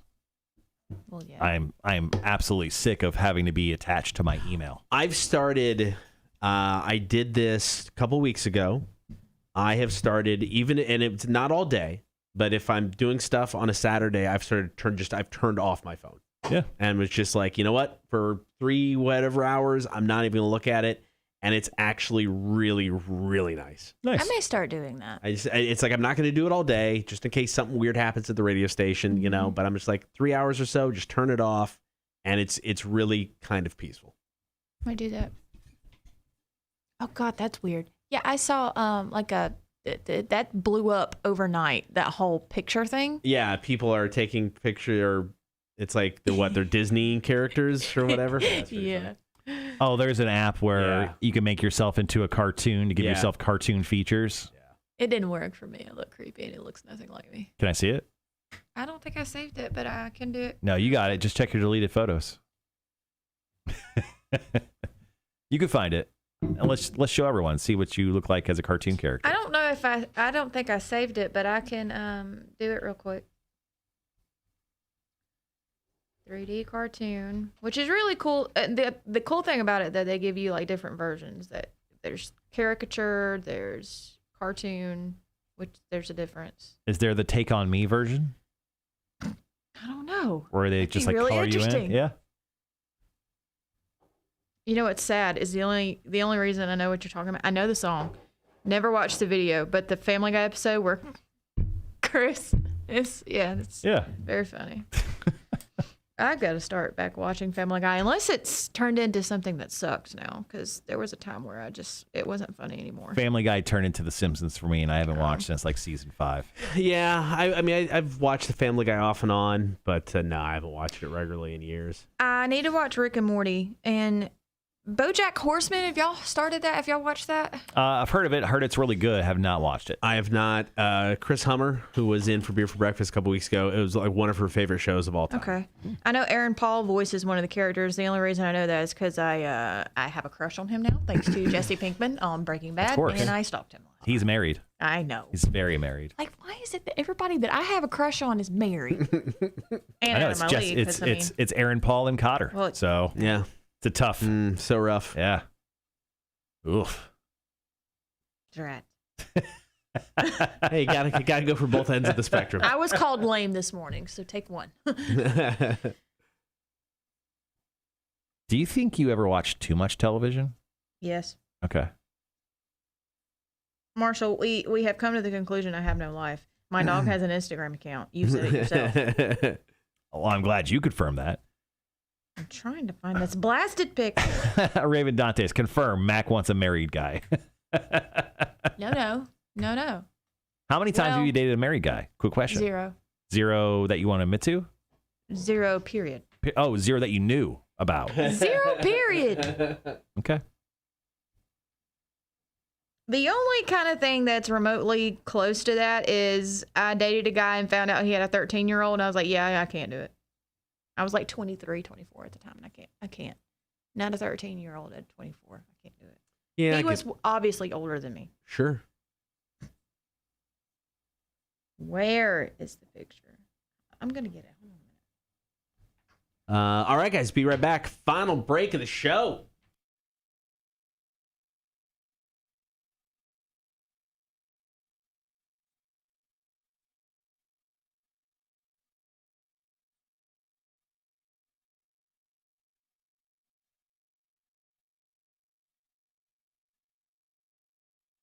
And Marshall, Rock 1061. Big thanks to everybody who is hanging out today on air and on the stream. We appreciate it as always. Before we get out of here, one more time, though, Marshall's Music News. So Guns N' Roses. God, I can't talk today. I haven't even drank today. What's wrong with me? Yet. Guns N' Roses will be the first ever rock artist to play the Las Vegas Allegiant Stadium. Yes, the Black Roomba in the middle of the desert. The 2021 North American Tour is going to take them there. They're actually having a great opener, too. Wolfgang Van Halen's Mammoth WVH will be the opener for that show. Now, the stadium, 65,000 seats are going to be available, and they are going to be the first musical act ever to play the venue. So, pretty cool stuff. GNR setting records. They'll be able to put that on their resume. Yeah, because they need more. Be number one. It'll be the first bullet point, I'm sure. Tickets are on sale for that show right now for Night Train fan club members. And officially, the sale goes on sale this coming Saturday. Saturday at 10 a.m. So there you go. Go buy yourself some GNR tickets in Vegas if that's your thing. And a plane ticket. Coming up tomorrow on the show, it is Fire Away Friday. So later on tonight, have a chance to vote on a song we'll play. We've got Beer for Breakfast brought to you by Coach's Corner. Eric Loy is going to be in Silver Bluff Brewing. Neither of us can talk. I know. End the show, man. Come on, hurry up. I will review pork rinds. You've never had them before? I've never had a pork rind. What? Where have you been? In places that, pork rinds are frowned upon. I don't know. I've just never had. I will have one tomorrow. They're available nationwide. On the air live for the first time. I'll let you know how it is. And speaking of Coach's Corner, open mic night tonight. If you're a local musician, want to get up on stage, you can do that. Tommy Holland will be your host. I'll be down there as well around 7 o'clock. So we'll talk to you either tonight at Coach's or tomorrow at 6 o'clock. Kotter and Marshall Show. Rock 1061. So many buttons. All right, guys, that's it for the show today. Tonight, go see Kotter at Coach's Corner. He'll be hanging out for the open mic night. That's at what time? Starts at 7. I'll probably get there a little prior to that. I'm hosting bingo over the Draft Room in Berwick on 17, starting at 7 o'clock. So if you want to come hang, chill, play some bingo with me, you could do so. Mac, what are you showing off? Oh, zoom in on the freaky. That's not bad. Or here, give me your phone.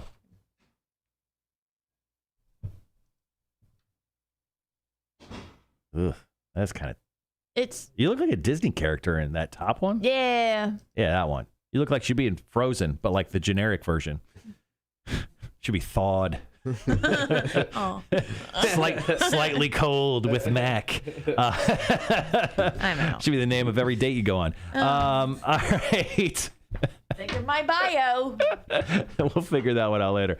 You guys have a great rest of your day. Looks for the guy with the beard and wonky right eye at the Draft Room. LOL, that's me. All right, cool, man. We'll see you tonight. You guys have a good rest of your day, and we'll see you tomorrow.